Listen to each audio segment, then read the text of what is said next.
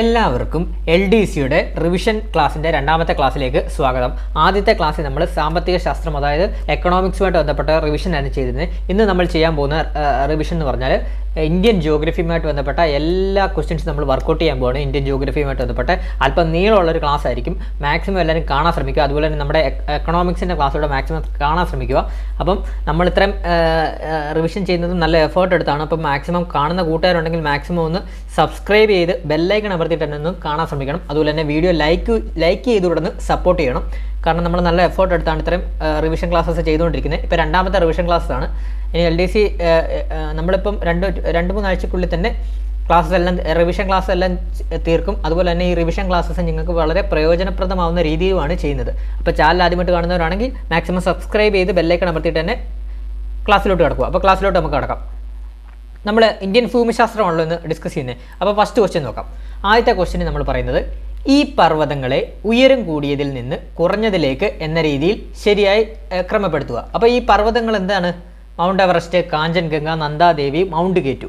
അപ്പോൾ ഇതൊക്കെ എന്താണ് ഹിമാലയൻ പർവ്വതങ്ങളല്ലേ ഇതെല്ലാം വരുന്നത്. അപ്പം ഇതിനെയെല്ലാം ഉയരം കൂടിയതിൽ നിന്ന് കുറഞ്ഞതിലേക്ക് എന്ന രീതിയിൽ ക്രമപ്പെടുത്തുക. ഉയരം കൂടിയതിൽ നിന്ന് കുറഞ്ഞതിലേക്ക് എന്ന രീതിയിൽ ക്രമപ്പെടുത്തുക. അപ്പം നമുക്ക് എന്തായാലും അറിയാം മൗണ്ട് എവറസ്റ്റിനാണ് ലോകത്തെ ഏറ്റവും വലിപ്പമുള്ള കൊടുമുടി എന്ന് പറഞ്ഞാൽ മൗണ്ട് എവറസ്റ്റ് ആണ്.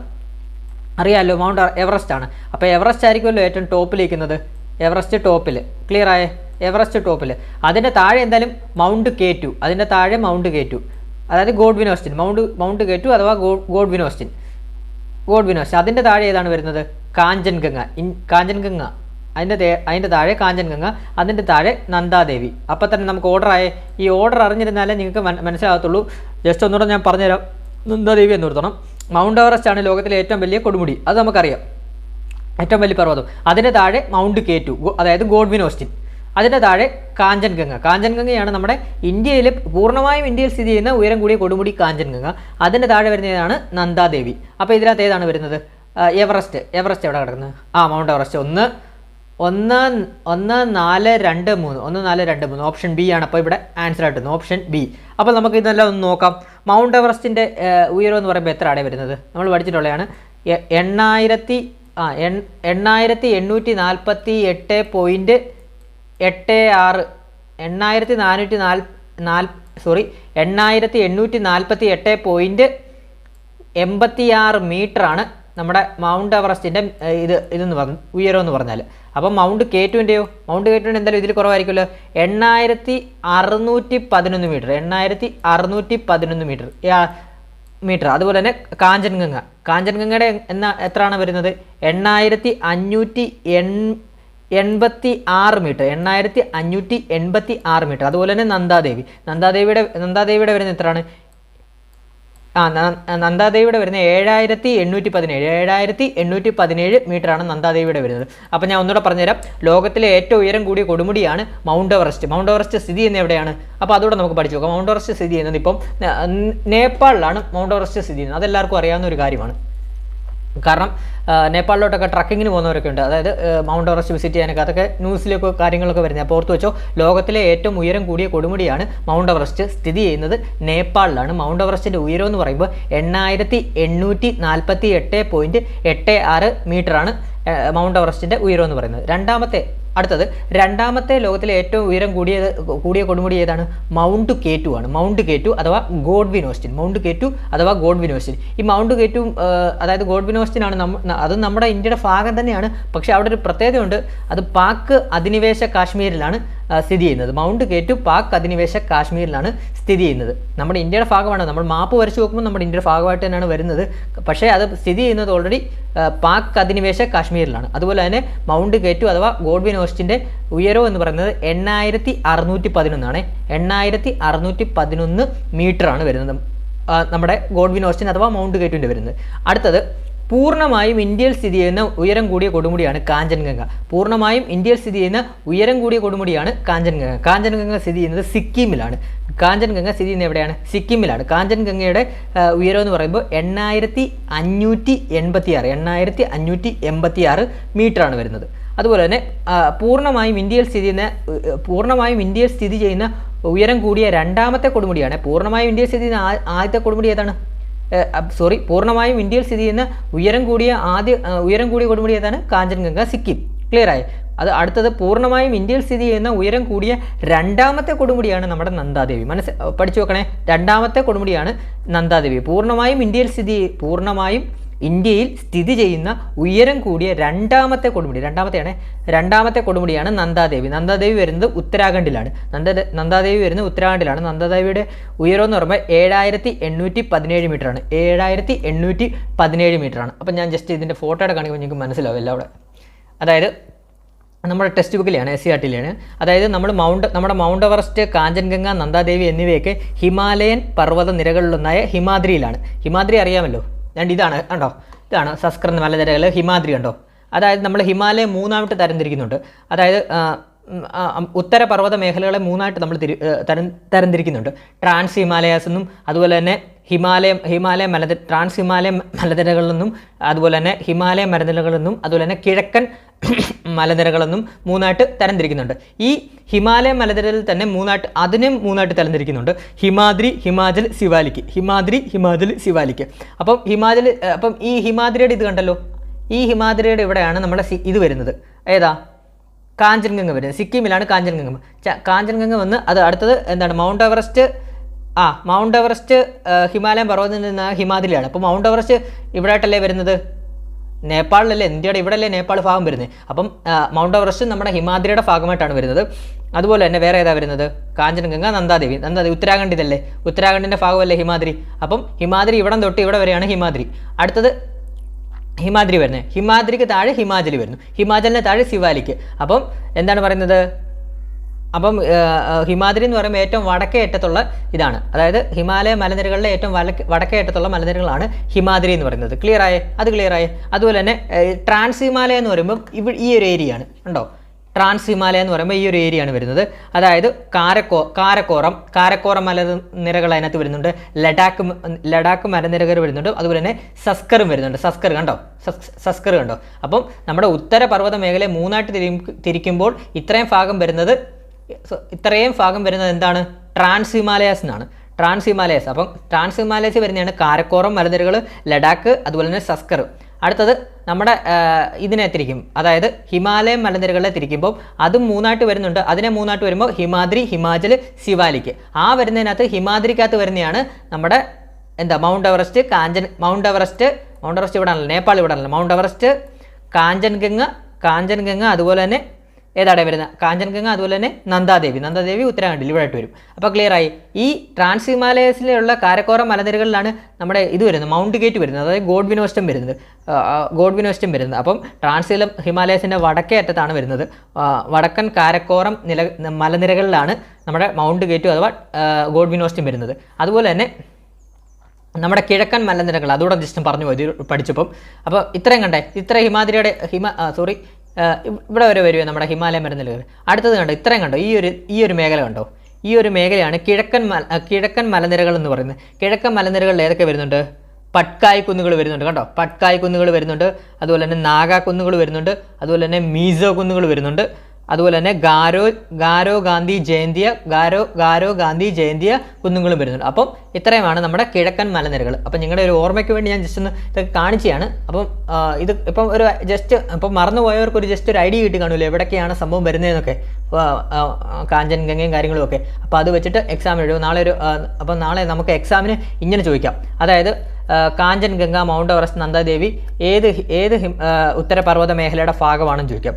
അങ്ങനെ ചോദിക്കുമ്പോൾ ട്രാൻസ് ഹിമാലയസ് ആണോ, ഹിമാലയമാണോ, കിഴക്കൻ മലനിരകളാണോ എന്ന് ചോദിക്കാം. അതുപോലെ തന്നെ ഏത് ഹിമാലയത്തിൻ്റെ ഭാഗമാണെന്ന് ചോദിക്കാം. ഹിമാദ്രി ആണോ, ഹിമാചലാണോ, സിവാലിക്കാണോ എന്നൊക്കെ ചോദിക്കാൻ ചാൻസ് കൂടുതലുണ്ട്. അപ്പോൾ അതൊന്നും നിങ്ങൾക്ക് മനസ്സിലാക്കി തരാൻ വേണ്ടിയാണ് നമ്മൾ ഈ ഒരു ഫോട്ടോ വെച്ച് കാണിച്ചു തരുന്നത്. എല്ലാവർക്കും ക്ലിയർ ആയെന്ന് വിശ്വസിക്കുന്നു. നമുക്ക് അടുത്ത ക്വസ്റ്റ്യനിലോട്ട് പോകാം.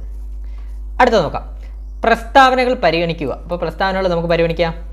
ഫസ്റ്റ് 2 സ്റ്റേറ്റ്മെൻ്റ് ആണ് തന്നിരിക്കുന്നത്. ഇന്ത്യയിലെ ഏറ്റവും ഉയരത്തിൽ സ്ഥിതി ചെയ്യുന്ന തടാകമാണ് ചൊലാമു തടാകം. അതുപോലെ തന്നെ ചൊലാമു തടാകം സിക്കിമിൽ സ്ഥിതി ചെയ്യുന്നു. അപ്പോൾ എന്താണ് ഇവിടെ പറഞ്ഞത്? അപ്പം ഇതിന് ആൻസർ ഏതാണ്?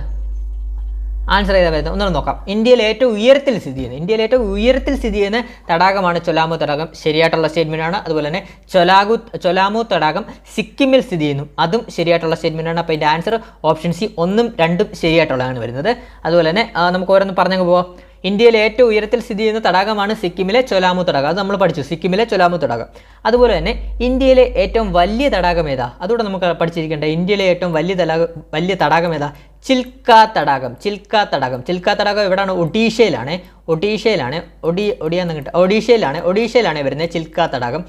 ഒഡീഷയിലെ ചിൽക്ക തടാകമാണ് ഇന്ത്യയിലെ ഏറ്റവും വലിയ തടാകവും അതുപോലെ തന്നെ ഏറ്റവും വലിയ ലവണ തടാകവും കൂടിയാണ് ഈ ചിൽക്ക തടാകം. അതുപോലെ തന്നെ ഇന്ത്യയിലെ ഏറ്റവും വലിയ ശുദ്ധജല തടാകം ഏതാ? അതും പഠിക്കേണ്ടത് നമുക്ക്. ശുദ്ധജല തടാകം ഏതാണ്? വൂളാർ തടാകം. എവിടെയാണ് വൂളാർ തടാകം വരുന്നത്? ജമ്മു ആൻഡ് കാശ്മീർ. JK എന്ന് എഴുതാം. ജമ്മു ആൻഡ് കാശ്മീരിലാണ് ഈ വൂളാർ തടാകം വരുന്നത്. വൂളാർ തടാകത്തിൻ്റെ പ്രത്യേകത എന്താണ്? ഇന്ത്യയിലെ ഏറ്റവും വലിയ ശുദ്ധജല തടാകമാണ് വൂളാർ തടാകം, ജമ്മു കാശ്മീർ. അപ്പോൾ അത് എവിടെയാണെന്നോട് പഠിക്കണം, ജമ്മു കാശ്മീർ. അടുത്തത് ഇന്ത്യയിലെ ഏറ്റവും വലിയ രണ്ടാമത്തെ ശുദ്ധജല തടാകം. അപ്പോൾ ഏറ്റവും വലിയ രണ്ടാമത്തെ ശുദ്ധജല തടാകം ഏതാണെന്ന് ചോദിച്ചാൽ കൊല്ലേരു എന്നാണ്. കൊലേരു ആന്ധ്രാപ്രദേശ്. അപ്പോൾ ഇന്ത്യയിലെ ഏറ്റവും വലിയ രണ്ടാമത്തെ ശുദ്ധജല തടാകമാണ് കൊലേരു ആന്ധ്രാപ്രദേശ്. മറക്കല്ലേ. അടുത്തത് ഇന്ത്യയിലെ ഏറ്റവും വലിയ ഇൻലാൻഡ് ഉപ്പുജല തടാകം വരുന്നത് സാംഫാർ ആണ്. അതോടെ ഓർത്തിരിക്കുകയാണ്. അതോടെ നമുക്ക് ജസ്റ്റ് പഠിച്ചു പോകും. സാംഫാർ ആണ്. ഓർത്തു വെച്ചാൽ മതി. സാംഫാർ രാജസ്ഥാനിലാണ് വരുന്നത്. രാജസ്ഥാനാണല്ലോ വരുന്നത്. രാജസ്ഥാനിലാണ് വരുന്നത്. അപ്പോൾ ഒന്നുകൂടെ നമുക്കങ്ങ് പറഞ്ഞു പോകാം. ഇന്ത്യയിലെ ഏറ്റവും ഉയരത്തിൽ സ്ഥിതി ചെയ്യുന്ന തടാകമാണ് സിക്കിമിലെ ചൊലാമു തടാകം. അതുപോലെ തന്നെ ഇന്ത്യയിലെ ഏറ്റവും വലിയ തടാകമാണ് ചിൽക്ക തടാകം ഒഡീഷയിൽ. അതുപോലെ തന്നെ ഏറ്റവും വലിയ ലവണ തടാകം കൂടിയാണ് ചിൽക്ക തടാകം. അതുപോലെ തന്നെ ഇന്ത്യയിലെ ഏറ്റവും വലിയ ശുദ്ധജല തടാകമാണ് വൂളാർ തടാകം, ജമ്മു കാശ്മീരിലാണ് സ്ഥിതി ചെയ്യുന്നത്.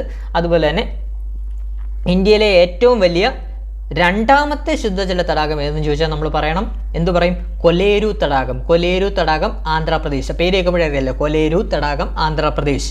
അതുപോലെ തന്നെ ഇന്ത്യയിലെ ഏറ്റവും വലിയ ഇൻലാൻഡ് ഉപ്പുജല തടാകം ഏതെന്ന് ചോദിച്ചാൽ നമ്മൾ പറയണം സാംഫാർ തടാകം. ഇൻലാൻഡ് ഉപ്പുജല തടാകം സാമ്പാറിലാണല്ലോ ഉപ്പ് ഒഴിക്കേണ്ടത്. അങ്ങനെ ഓർത്ത് വെച്ചാൽ മതി. വലിയ ഇൻലാൻഡ് ഉപ്പുജല തടാകം സാമ്പാർ തടാകം രാജസ്ഥാൻ. ക്ലിയർ ആയേ? അടുത്ത ക്വസ്റ്റ്യനിലോട്ട് പോകും. അടുത്ത ക്വസ്റ്റ്യൻ എന്താണ് നമ്മൾ പറഞ്ഞത്? തെറ്റായ ജോഡി എന്നാണ് കണ്ടുപിടിക്കണം. തെറ്റായ ജോഡി. അപ്പോൾ 4 ജോഡികൾ നമുക്ക് തന്നിട്ടുണ്ട്. അതിൽ ഏതാണ് തെറ്റായിട്ടുള്ളതെന്ന് ചോദിച്ചിരിക്കുന്നത്. അപ്പോൾ നമുക്ക് നോക്കാം. ഹിന്ദുസ്ഥാൻ ഷിപ്പ്യാർഡ് കൊൽക്കത്ത തന്നിട്ടുണ്ട്. അതുപോലെ തന്നെ garden reach ship builders Visakhapatnam. അതുപോലെ തന്നെ മസഗോൺ ഡോക്ക് മുംബൈ. അതുപോലെ തന്നെ ഹൂഗ്ലി ഡോക്ക് കൊൽക്കത്ത. പക്ഷേ ഇതിനകത്ത് എളുപ്പമായിട്ട് നാം കണ്ടുപിടിക്കുന്നത് ഈ ഹൂഗ്ലിന്ന് എവിടെ കണ്ടാലും നിങ്ങളങ്ങ് കൊൽക്കത്തയും അതിൻ്റെ കൂടെ ഉണ്ടെങ്കിൽ അത് എപ്പോഴും ശരിയായിരിക്കും. ഹൂഗ്ലി നദിയുടെ തീരത്താണ് കൊൽക്കത്ത പട്ടണമുള്ളത്. അപ്പോൾ ഹൂഗ്ലി ഡോക്ക് എന്ന് പറഞ്ഞാൽ എന്താണ്? കൊൽക്കത്ത. ഈ ഡോക്ക് എന്ന് ഉദ്ദേശിക്കുന്ന കപ്പൽ നിർമ്മാണശാലയാണ് വരുന്നത്.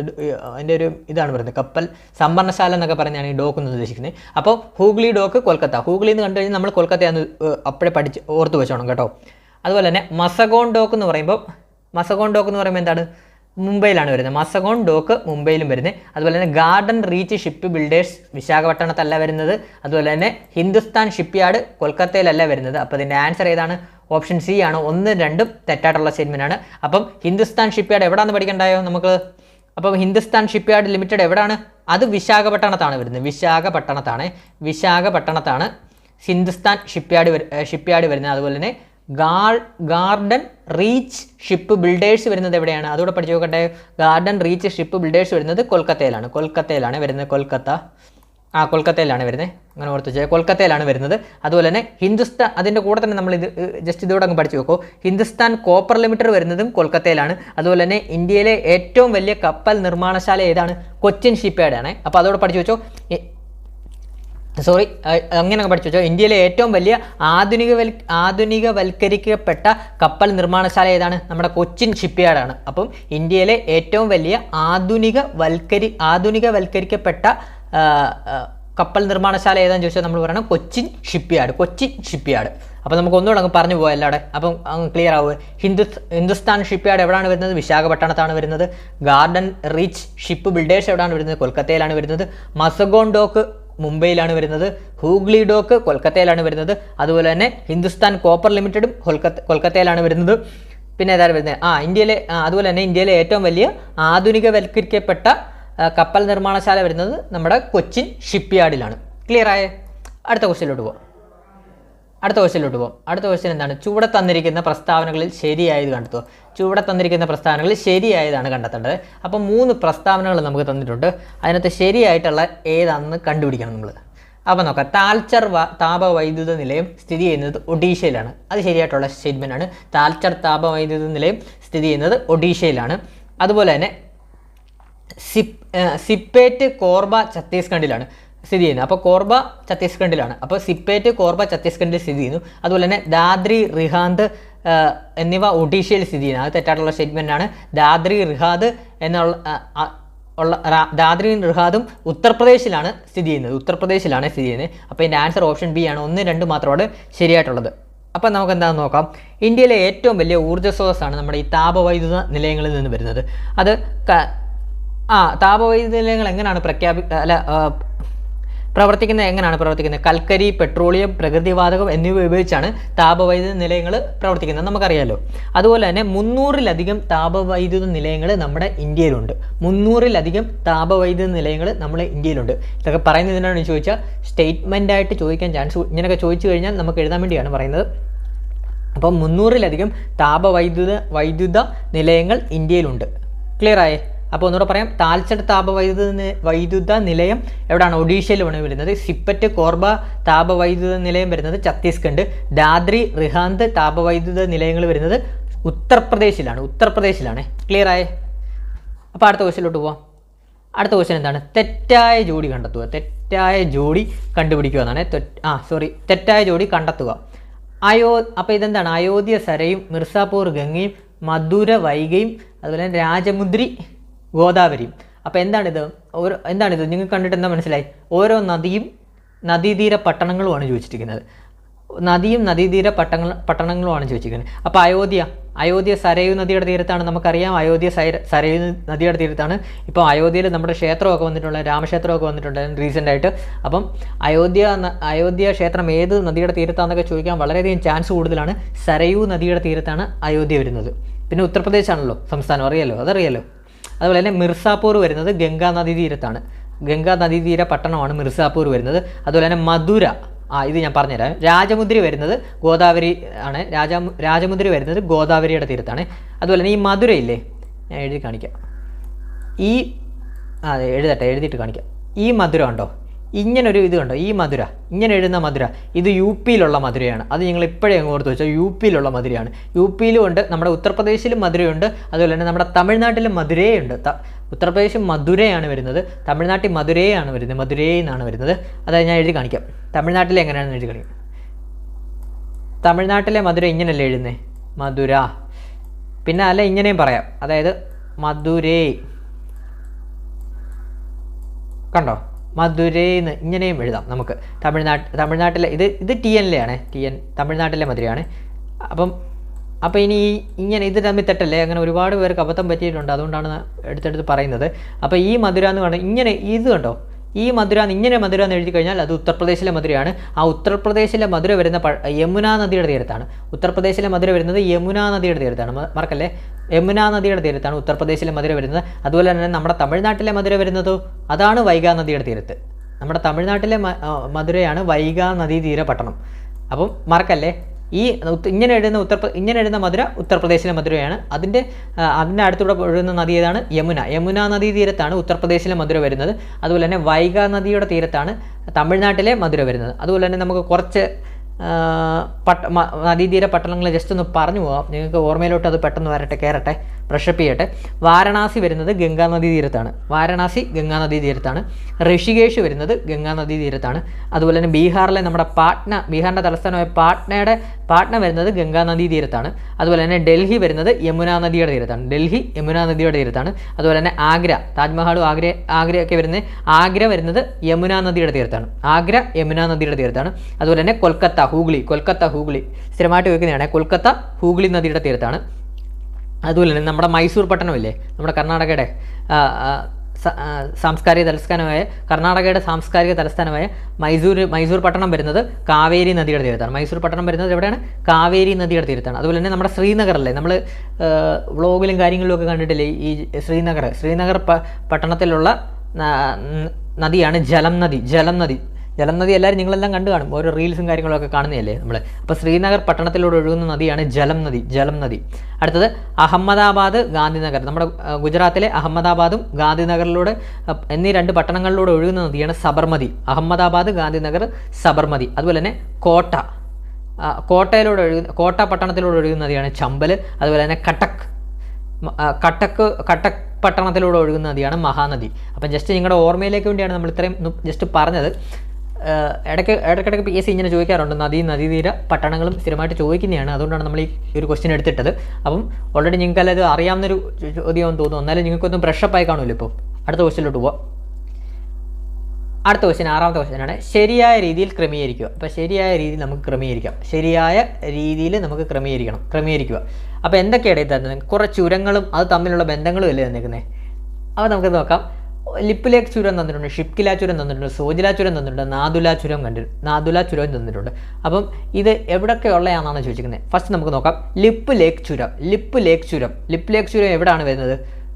ഉത്തരാഖണ്ഡും ടിബറ്റും തമ്മിലുള്ളതാണ് ലിപ്പ് ലേക്ക് ചുരം വരുന്നത് ഉത്തരാഖണ്ഡും ടിബറ്റും. അടുത്തത് ഷിപ്കില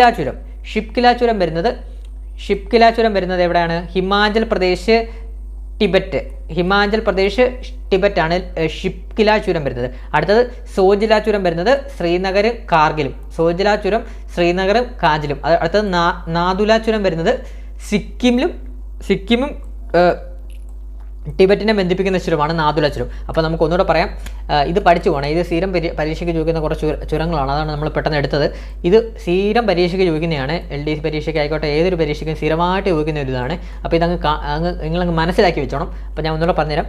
അത് ഒരു സൈഡിൽ നിന്ന് നമുക്ക് അങ്ങ് പോവാം, അപ്പോൾ നമുക്ക് പെട്ടെന്ന് കിട്ടും. അതായത് നമുക്ക് ആദ്യം സിക്കിമിൻ്റെ സൈഡിൽ നിന്ന് തുടങ്ങാം.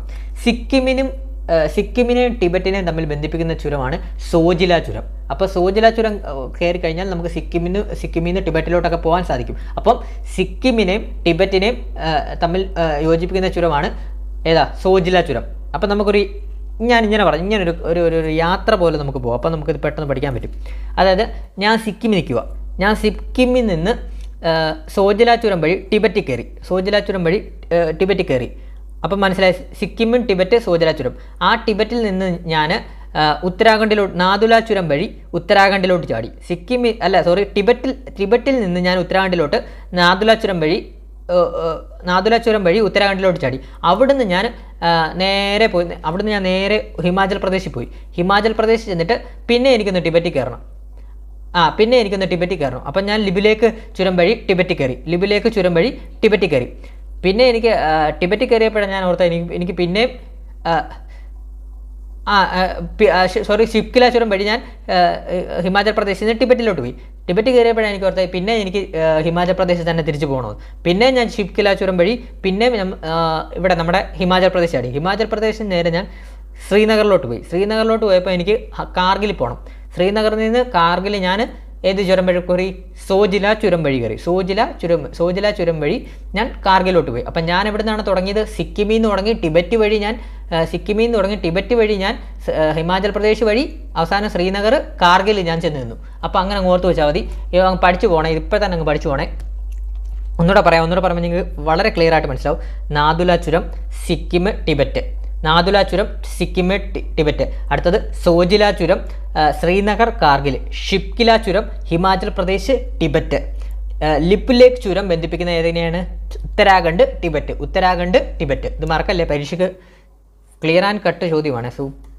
അടുത്ത ക്വസ്റ്റ്യൻ, അടുത്ത ജലപാതയുമായിട്ടാണ്. ബ്രാഹ്മണി നദി, മഹാനദി ഡെൽറ്റകളെ ബന്ധിപ്പിക്കുന്ന ദേശീയ ജലപാത ഏത്?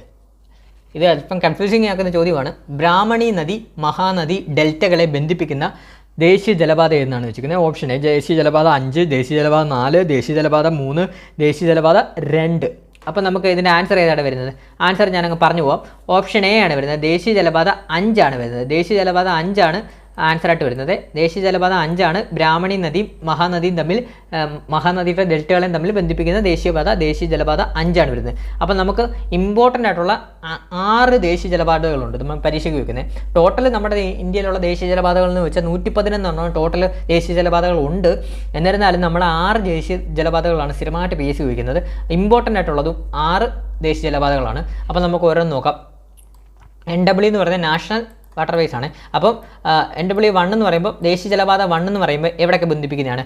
അലഹാബാദ് യു പിയെയും ഹാൽഡിയയും, അലഹാബാദിനെ ഹാൽഡിയയും തമ്മിൽ ബന്ധിപ്പിക്കുന്നതാണ്. അപ്പം യു പിയിൽ നിന്ന് വെസ്റ്റ് ബംഗാളിൽ പോവുക, അതായത് അലഹാബാദിൽ നിന്ന് ഹാൽഡിയെ പോകുന്നതാണ് ദേശീയ ജലപാത 1 എന്ന് പറയുന്നത്. അത് ഗംഗ, ഭഗീരഥി, ഹൂഗ്ലി നദികളിലൂടെയാണ്. അടുത്തത് ദേശീയ ജലപാത 2. ദേശീയ ജലപാത 2 എന്ന് പറയുന്നത് നമ്മുടെ ആസാമിലെ സാദിയ മുതൽ ദുബ്രി വരെയാണ്. അപ്പോൾ ആസാമിലെ സാദിയ മുതൽ ദുബ്രി വരെയാണ് നമ്മുടെ ദേശീയ ജലപാത 2 പോകുന്നത്. ക്ലിയർ ആയ? ദേശീയ ജലപാത 2 പോകുന്നത് ആസാമിലെ സാദിയ മുതൽ ദുബ്രി വരെ. അത് ബ്രഹ്മപുത്ര നദിയിലൂടെയാണ്. ആസാം ആ ഒരു സൈഡ് കേൾക്കുമ്പോൾ നമുക്ക് പെട്ടെന്ന് കത്തണം, ബ്രഹ്മപുത്ര നദിയാണ്. ആസാമിൽ നിന്നാണ് പോകുന്നത്. ആസാമിലെ സാദിയ മുതൽ ദുബ്രി വഴിയാണ്. അപ്പം ആസാമിൻ്റെ സൈഡിലൊക്കെ ഒഴുകുന്ന നദി ഏത്? ആസാമിൻ്റെ ദുഃഖമല്ലേ ബ്രഹ്മപുത്ര എന്ന് പറയുന്നത്. അപ്പോൾ നമുക്ക് അങ്ങനെ കണക്ട് ചെയ്ത് പഠിക്കണം. അപ്പോൾ ബ്രഹ്മപുത്ര നദിയിലൂടെയാണ് ആസാമിലെ സാദിയ മുതൽ ദുബ്രി വരെ ദേശീയ ജലപാത 2 പോകുന്നത്. അടുത്തത് ദേശീയ ജലപാത 3 പോകുന്നത്. 3 എവിടെയാണ്? ദേശീയ ജലപാത 3 നമുക്ക് സ്ഥിരമായിട്ട് പോയി ചോദിക്കുന്നതിന് ഈ ഒരു വർഷത്തെ ക്വസ്റ്റ്യൻ പേപ്പർ നിങ്ങൾ എടുത്ത് നോക്കിയാൽ ഒരു 3-4 ക്വസ്റ്റ്യനേലും കാണും. അത് എവിടെയാണ് ദേശീയ ജലപാത 3 പറയുന്നത്? നമ്മുടെ കേരളത്തിലൂടെ പോകുന്നതിന് കൊല്ലം മുതൽ കോഴിക്കോട് വരെ, നമ്മുടെ വേമ്പനാട്ട് കായലിലൂടെ കൊല്ലം മുതൽ കോഴിക്കോട് വരെയാണ് ദേശീയ ജലപാത 3 പോകുന്നത്. ആദ്യം കൊല്ലം മുതൽ കോട്ടപ്പുറം വരെയായിരുന്നു. ഇപ്പം അത് കോഴിക്കോടോട്ട് മാറ്റുന്നുണ്ട്. ചില PSC ക്വസ്റ്റ്യൻസിൽ കൊല്ലം മുതൽ കോട്ടപ്പുറം വരെ എന്ന് ചോദിക്കും. അങ്ങനെ ചോദിച്ചാലും നിങ്ങൾ ആൻസർ ചെയ്ത് നോക്കണം. കൊല്ലം മുതൽ കോഴിക്കോട് വരെയാണെങ്കിൽ ദേശീയ ജലപാത 3 ഏതെന്ന് ചോദിച്ചുകൊണ്ട് കൊല്ലം കോഴിക്കോടും അതുപോലെ തന്നെ കൊല്ലം കോട്ടപ്പുറം ഓപ്ഷനിലുണ്ടെങ്കിൽ 2 ഓപ്ഷനിലുണ്ടെങ്കിൽ കൊല്ലം കോഴിക്കോട് തന്നെ നിങ്ങൾ കർപ്പിച്ചോണം. കാര്യം എന്തെന്ന് പറഞ്ഞാൽ കോട്ടപ്പുറം വരെ ആയിരുന്നു നമ്മുടെ ഇത് വരുന്നത്. അതുപോലെ തന്നെ 2016 നാഷണൽ വാട്ടർവേസ് ആക്ടിൽ അത് ചേഞ്ച് ചെയ്ത് അവർ കോട്ടപ്പുറം എന്നുള്ളത് എക്സ്റ്റെൻഡ് ആക്കി കോഴിക്കോട് വരെ ആക്കിയിട്ടുണ്ട്. അപ്പോൾ കൊല്ലം മുതൽ കോഴിക്കോട് വരെയാണ് ദേശീയ ജലപാത 3 വരുന്നത്, മറക്കല്ലേ. അതുപോലെ തന്നെ ദേശീയ ജലപാത 4 വരുന്നത് എവിടൊക്കെയാണ്? ദേശീയ ജലപാത 4 വരുന്നത് നമ്മുടെ ആന്ധ്രാപ്രദേശിലെ കാക്കിനഡയിൽ നിന്ന് പുതുച്ചേരി വരെയാണ്. അപ്പം നമ്മുടെ ആന്ധ്രാപ്രദേശിലെ കാക്കിനഡ മുതൽ പുതുച്ചേരി വരെയാണ് ദേശീയ ജലപാത 4 വരുന്നത്. അത് പോകുന്നത് ഗോദാവരി കൃഷ്ണ നദികളിലൂടെയാണ് ദേശീയ ജലപാത 4 പോകുന്നത്. അടുത്തത് ദേശീയ ജലപാത 5 വരുന്നത് നമ്മുടെ ഒഡീഷയിലെ ദേശീയ ജലപാത 5 വരുന്നത് എവിടെ നിന്നാണ്? ഒഡീഷയിലെ തൽച്ചാർ മുതൽ പശ്ചിമ ബംഗാളിലെ ധാംറ വരെ. വരെയാണ് ദേശീയ ജലപാത 5 പോകുന്നത്. അത് പോകുന്നത് മഹാനദി ബ്രാഹ്മണി നദികളിലൂടെ. നമ്മൾ പറഞ്ഞല്ലോ മഹാനദി ബ്രാഹ്മണി നദികൾ, നമ്മൾ ക്വസ്റ്റ്യൻ ചെയ്താണല്ലോ മഹാനദി ബ്രാഹ്മണി നദികളിലൂടെയാണ് പോകുന്നത്. അപ്പോൾ അത് എവിടൊക്കെ തൊട്ടാണ് ദേശീയ ജലപാത 5 പോകുന്നത്? ഒഡീഷയിലെ തൽച്ചാർ മുതൽ വെസ്റ്റ് ബംഗാളിലെ ധാംറ വരെ. അടുത്തത് അവസാനത്തേത് NW6 ആണ്. NW6 അതായത് നാഷണൽ വാട്ടർ വേസ് 6 ദേശീയ ജലപാത 6. ദേശീയ ജലപാത 6 എന്ന് പറയുമ്പോൾ ആസാമിലെ ലക്കിപൂർ മുതൽ ബാങ്ക് വരെയാണ്. അത് പോകുന്ന നദി എന്ന് പറയുന്നത് ദേശീയ ജലപാത 6 പോകുന്ന നദി എന്ന് പറയുന്നത് ഏതാണ്? ബാരക് നദിയിലൂടെയാണ്. അത് ഓർത്ത് നോക്കണേ, ബാരക് നദിയിലാണ്. അപ്പം ദേശീയ ജലപാത 6 ചോദിക്കുമ്പോൾ നമ്മൾ ആസാമിലെ ലക്കിപൂർ മുതൽ ബാങ്ക എന്ന് പറയുമ്പോൾ നമ്മൾ പെട്ടെന്ന് കയറി ബ്രഹ്മപുത്ര കർപ്പിക്കല് ഏത് നദിയിലൂടെയാണ്? ദേശീയ ജലപാത 6 ചോദിക്കുമ്പോൾ ബാരക് നദിയിലൂടെ, ആസാമിലെ ബാരക് നദിയിലൂടെയാണ് അത് പോകുന്നത്. അപ്പോൾ ഇത്രയുമാണ് ദേശീയ ജലപാതയുമായിട്ട് ബന്ധപ്പെട്ട ഇമ്പോർട്ടൻ്റ് ആയിട്ടുള്ള ഇത്തരം ദേശീയ ജലപാതകൾ നമ്മുടെ ഇന്ത്യൻ ഭൂമിശാസ്ത്രത്തിലും ചോദിക്കാൻ ചാൻസ് ഉള്ളൂ കേട്ടോ. അപ്പോൾ നിങ്ങൾ ഇത്തരം പഠിച്ചു വെക്കുക മാക്സിമം. ഇനി പഠിക്കാതിരിക്കുന്നവരൊക്കെ ഒന്ന് മാക്സിമം ഇത് പഠിച്ചു വെക്കുക ദേശീയ ജലപാതകൾ. അടുത്ത ക്വസ്റ്റ്യനിലോട്ട് പോവാം. അടുത്ത ക്വസ്റ്റ്യൻ 8ാമത്തെ ക്വസ്റ്റ്യനെ ശരിയായത് ഏതൊക്കെ? അപ്പോൾ നോക്കാം നമുക്ക്. കിഴക്കൻ തീരപ്രദേശത്തെ കോറമൻഡൽ തീരം, വടക്കൻ സിർക്കാസ് എന്നിങ്ങനെ തരംതിരിച്ചിരിക്കുന്നു. അതുപോലെ തന്നെ പടിഞ്ഞാറൻ തീരസമതലത്തെ ഗുജറാത്ത് തീരം, കൊങ്കൺ തീരം, മലബാർ തീരം എന്നിങ്ങനെ തരംതിരിച്ചിരിക്കുന്നു. അപ്പോൾ ഇത് 2 ശരിയായിട്ടുള്ള കിഴക്കൻ തീരപ്രദേശത്തെ കോറമാൻഡൽ തീരം എന്നല്ലേ പറയുന്നത്. അതുപോലെ തന്നെ വടക്കൻ സിർക്കാസ് എന്നിങ്ങനെ തരംതിരിച്ചിരിക്കുന്നു. അത് ശരിയായിട്ടുള്ള സ്റ്റേറ്റ്മെൻ്റ് ആണ്. അതുപോലെ തന്നെ പടിഞ്ഞാറ് തീരസമതലം, ഗുജറാത്ത് തീരം, കൊങ്കൺ തീരം, മലബാർ തീരം എന്നിങ്ങനെ തരംതിരിച്ചിരിക്കുന്നു. പടിഞ്ഞാറൻ അത് ശരിയായിട്ടുള്ളതാണ്. അപ്പോൾ 1, 2 ശരിയാണ്. ഓപ്ഷൻ സി ആണ് ഇവിടെ ശരിയായിട്ട് വരുന്നത്. അപ്പോൾ നമുക്കറിയാം 2 തീരസമതലങ്ങളുണ്ട്. അതായത് പശ്ചിമ തീരസമതലം, പൂർവ്വ തീര സമതലം, പൂർവ്വ തീര സമതലം. പശ്ചിമ തീര സമതലം. അപ്പോൾ നമുക്ക് ആദ്യം പശ്ചിമ തീര സമതലത്തിൻ്റെ ഇതും ഡീറ്റെയിൽസ് പറയാം. അത് പശ്ചിമ തീര സമതലം എവിടെ മുതലെയാണ്? നിങ്ങളൊന്ന് ആലോചിച്ച് നോക്കുക. എവിടെ മുതൽ എവിടെ വരെയാണ്? നമ്മുടെ റാൻ ഓഫ് കച്ച് മുതൽ കന്യാകുമാരി വരെയാണ്. അപ്പം പശ്ചിമ തീര സമതലം വരുന്നത് റാൻ ഓഫ് കച്ച് മുതൽ കന്യാകുമാരി വരെ. അതായത് നമ്മുടെ ഇന്ത്യയുടെ ഇതെടുക്കുമ്പോൾ റാൻ ഓഫ് കച്ച് മുതൽ കന്യാകുമാരി വരെയാണ് നമ്മുടെ പശ്ചിമ തീരസമതലം വരുന്നത്. അടുത്തത് പൂർവ്വ തീരസമതലം. പൂർവ്വ തീരസമതലം എന്നാൽ ഇപ്പോഴത്തെ സൈഡാണല്ലോ. പൂർവ്വ തീരസമതലം വരുന്നത് എവിടെയാണ്? കൃഷ്ണനദിയുടെ അഴിമുഖം മുതൽ കന്യാകുമാരി വരെ. കൃഷ്ണനദിയുടെ അഴിമുഖം മുതൽ കന്യാകുമാരി വരെയാണ്. ഇത് ഇന്ത്യയുടെ മാപ്പാണ്. ഇന്ത്യയുടെ മാപ്പാന്ന് ഓർക്കണം. ഇത് അറിയാമല്ലോ. പടിഞ്ഞാറ് തീരസമതലം, പശ്ചിമ തീരസമതലം, അതുപോലെ തന്നെ ഇപ്പുറത്തത് പൂർവ്വ തീരസമതലം. അതുപോലെ തന്നെ നമ്മുടെ ഈ പശ്ചിമ തീരസമതലത്തെ നമ്മൾ മൂന്നായിട്ട് തരംതിരിക്കുന്നുണ്ട്. അതായത് ഗുജറാത്ത് തീരമെന്നും കൊങ്കൺ തീരമെന്നും മലബാർ തീരമെന്നും നമ്മൾ തരംതിരിക്കുന്നുണ്ട്. അതായത് മലബാർ തീരം എന്ന് പറയുമ്പോൾ നമുക്കറിയാമല്ലോ, മലബാർ എവിടെ? നമ്മുടെ കേരളത്തിൽ കൂടെ അല്ലേ പോകുന്നത്? മലബാർ നമ്മുടെ കേരളത്തിലല്ലേ? അപ്പം കന്യാകുമാരി മുതൽ ഗോവ വരെ, ഇവിടെ ഗോവ എന്ന് വിചാരിച്ചോ, കന്യാകുമാരി മുതൽ ഗോവ വരെ നമ്മുടെ മലബാർ തീരമാണ് വരുന്നത്. കന്യാകുമാരി മുതൽ ഗോവ വരെ മലബാർ തീരമാണ് വരുന്നത്. അത് മലബാർ കഴിഞ്ഞ് കഴിഞ്ഞാൽ അതിൻ്റെ മേളിൽ വരുന്നത് അങ്ങോട്ട് പോകുമ്പം കൊങ്കൺ തീരമാണ്. അതായത് ഗോവ മുതൽ ദാമൻ വരെ കൊങ്കൺ തീരം. ഗോവ മുതൽ ദാമൻ വരെ കൊങ്കൺ തീരം. അതുപോലെ തന്നെ അടുത്തത് ഏതാ വരുന്നത്? ഗുജറാത്ത് തീരമാണ്. ഗുജറാത്ത് തീരം എന്ന് പറയുന്നത് ഈ ദാമൻ മുതൽ നമ്മുടെ റാൻ ഓഫ് കച്ച് വരെ ഗുജറാത്ത് തീരമാണ്. ഗുജറാത്ത് തീരമാണ് വരുന്നത്. അപ്പം ഒന്നുകൂടെ പറയാം.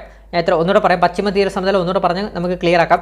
പശ്ചിമ തീര സമതലം എന്ന് പറയുമ്പോൾ റാൻ ഓഫ് കച്ച് മുതൽ കന്യാകുമാരി വരെയാണ്. ഇതിനെ മൂന്നായിട്ട് തരംതിരിക്കുന്നു. പശ്ചിമ തീര സമതലത്തെ ഗുജറാത്ത് തീരമെന്നും കൊങ്കൺ തീരമെന്നും മലബാർ തീരമെന്നും. അതായത് ഗുജറാത്ത് തീരം എന്ന് പറയുമ്പോൾ ഗുജറാത്തിലെ റാൻ ഓഫ് കച്ച് മുതൽ ദാമൻ വരെ. കൊങ്കൺ തീരം എന്നാൽ ദാമൻ മുതൽ ഗോവ വരെ. അതുപോലെ തന്നെ നമ്മുടെ മലബാർ തീരം എന്ന് പറയുന്നത് ഗോവ മുതൽ കന്യാകുമാരി വരെ വരുന്നത്. അതുപോലെ തന്നെ ഈ പശ്ചിമ തീര സമതലം കടന്നു പോകുന്ന സംസ്ഥാനങ്ങൾ ഏതൊക്കെയെന്നൊക്കെ ചോദിക്കാറുണ്ട്. അപ്പോൾ അതുകൂടെ ഒന്ന് പഠിച്ചു വെച്ചോ. ഏതൊക്കെയാണ് വരുന്നത്? കേരളം വരുന്നുണ്ട്, കർണാടക വരുന്നുണ്ട്, അതുപോലെ തന്നെ വേറെ ഏതാ വരുന്നത്? ഗോവ വരുന്നുണ്ട്, മഹാരാഷ്ട്ര വരുന്നുണ്ട്, പിന്നെ വേറെ ഏതാ വരുന്നത്? മഹാരാഷ്ട്ര വരുന്നുണ്ട്, ഗുജറാത്ത് വരുന്നുണ്ട്. ക്ലിയർ ആയി? അതുപോലെ അടുത്തത് നമുക്ക് പൂർവ്വ തീര സമതലമാണ്. പൂർവ്വ തീര സമതലം എവിടെ തൊട്ടാണ്? കന്യാകുമാരി മുതൽ കൃഷ്ണനദിയുടെ അഴിമുഖം വരെ. അതായത്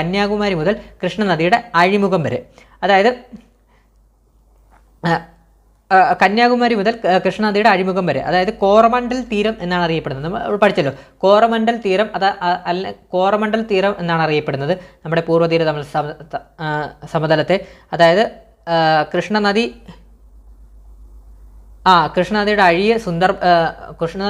അഴി എന്നൊക്കെ പറയുമ്പോൾ അഴിയിൽ നിന്ന് സുന്ദർബൻസ് ഒക്കെ പോകുന്നതാണ് നോർത്ത് സിർക്കാസ് എന്ന് പറയുന്നത്. വടക്കൻ സിർക്കാസ് എന്ന് പറയുന്നത് കൃഷ്ണനദിയുടെ അഴി മുതൽ സുന്ദർബൻസ് വരെ പോകുന്നതാണ് നോർത്ത് സിർക്കാസ്, അതായത് വടക്കൻ സിർക്കാസ് എന്ന് പറയുന്നത്. അപ്പോൾ ഇത് രണ്ടും വളരെ ഇമ്പോർട്ടൻ്റ് ആയിട്ട് പഠിച്ചു വെക്കുക. നമ്മൾ ആ ഭൂമിശാസ്ത്രപരമായിട്ട് നിങ്ങളൊന്ന് മനസ്സിലാക്കി കഴിഞ്ഞാൽ പെട്ടെന്ന് തന്നെ ഇത് ക്ലിയർ ആവാവുന്നേ ഉള്ളൂ. അപ്പോൾ ഇത് നോക്കുക. അതുപോലെ തന്നെ നമ്മുടെ ഇന്ത്യയിൽ തന്നെ 9 സംസ്ഥാനങ്ങളിലേ ഉള്ളൂ തീരപ്രദേശം ഉള്ളത്. അതുകൂടെ ഓർത്ത് നോക്കുക. പിന്നെ ഈ പശ്ചിമ തീരസമതലവും പൂർവ്വ തീരസമതലവും ഒന്ന് ചേരുന്ന സ്ഥലമാണ് കന്യാകുമാരി. അത് നമുക്കറിയാമല്ലോ, നമ്മുടെ ഇന്ത്യയുടെ മാപ്പിഞ്ഞല്ലേ ഇരിക്കുന്നത്. അവസാനം കന്യാകുമാരി ഇവിടെ അല്ലേ വരുന്നത്. അപ്പോൾ പശ്ചിമ തീരസമതലവും പൂർവ്വ തീരസമതലവും ഒരുമിച്ച് വരുന്ന പ്ലേസാണ് കന്യാകുമാരി. ഇത്രയും ക്ലിയർ ആയേ? അടുത്തതിലോട്ട് പോകാം. അടുത്തത് സ്ഥിരം PSC എക്സാമിന് ചോദിക്കുന്ന ഒരു ക്വസ്റ്റ്യൻ ആണ്. ഖാരിഫ് വിളകൾ വിളവെടുക്കുന്ന സമയം എന്നാണ്. അപ്പം ഓപ്ഷൻ തന്നിട്ടുണ്ട്. ഡിസംബർ മുതൽ ജനുവരി വരെ, ജൂൺ മുതൽ ജൂലൈ വരെ, സെപ്റ്റംബർ മുതൽ ഒക്ടോബർ വരെ, ഏപ്രിൽ മുതൽ മെയ് വരെ. പക്ഷേ ഖാരിഫ് വിളവെടുക്കുന്ന സമയം എന്ന് പറയുമ്പോൾ ഇതിലൊരു ചെറിയൊരു മിസ്റ്റേക്ക് ഉണ്ട്. അത് ഈ ക്വസ്റ്റ്യനിലാണ്. അതായത് ഖാരിഫ് വിളവെടുക്കുന്ന സമയം എന്ന് പറയുമ്പോൾ നവംബർ ആദ്യവാരം എന്നാണ് പറയുന്നത്. ഈ ഓപ്ഷൻ ഇങ്ങനെ വരുവാണെങ്കിൽ നമുക്ക് വരുന്നത് നവംബർ ആദ്യവാരം എന്നാണ് പറയുന്നത്. അപ്പോൾ സെപ്റ്റംബർ മുതൽ ഒക്ടോബർ വരെ നമുക്ക് അടപ്പിക്കാം. ഓപ്ഷൻ സി ആണ് ആൻസർ വരുന്നത്. അപ്പോൾ ഇനി നമുക്ക് എന്താണ് പഠിക്കാനുള്ളത്? മൺസൂണിൻ്റെ അവസാനമാണ് നമ്മുടെ ഖാരിഫ് വിളവെടുക്കുന്ന സമയം. അങ്ങനെ ഓർത്ത് വെച്ചാൽ മൺസൂണിൻ്റെ അവസാനം എന്ന് പറയുമ്പോൾ ഒക്ടോബർ നവംബർ മാസത്തിലൊക്കെയാണ് മൺസൂണിൻ്റെ അവസാനം വരുന്നത്. അപ്പോൾ നമുക്ക് ഓരോ വിളകളുടെ ഓരോ പഠിച്ചങ്ങ് പോവാം. ഖാരിഫ് വിളകൾ എന്നാണ്. ഖാരിഫ്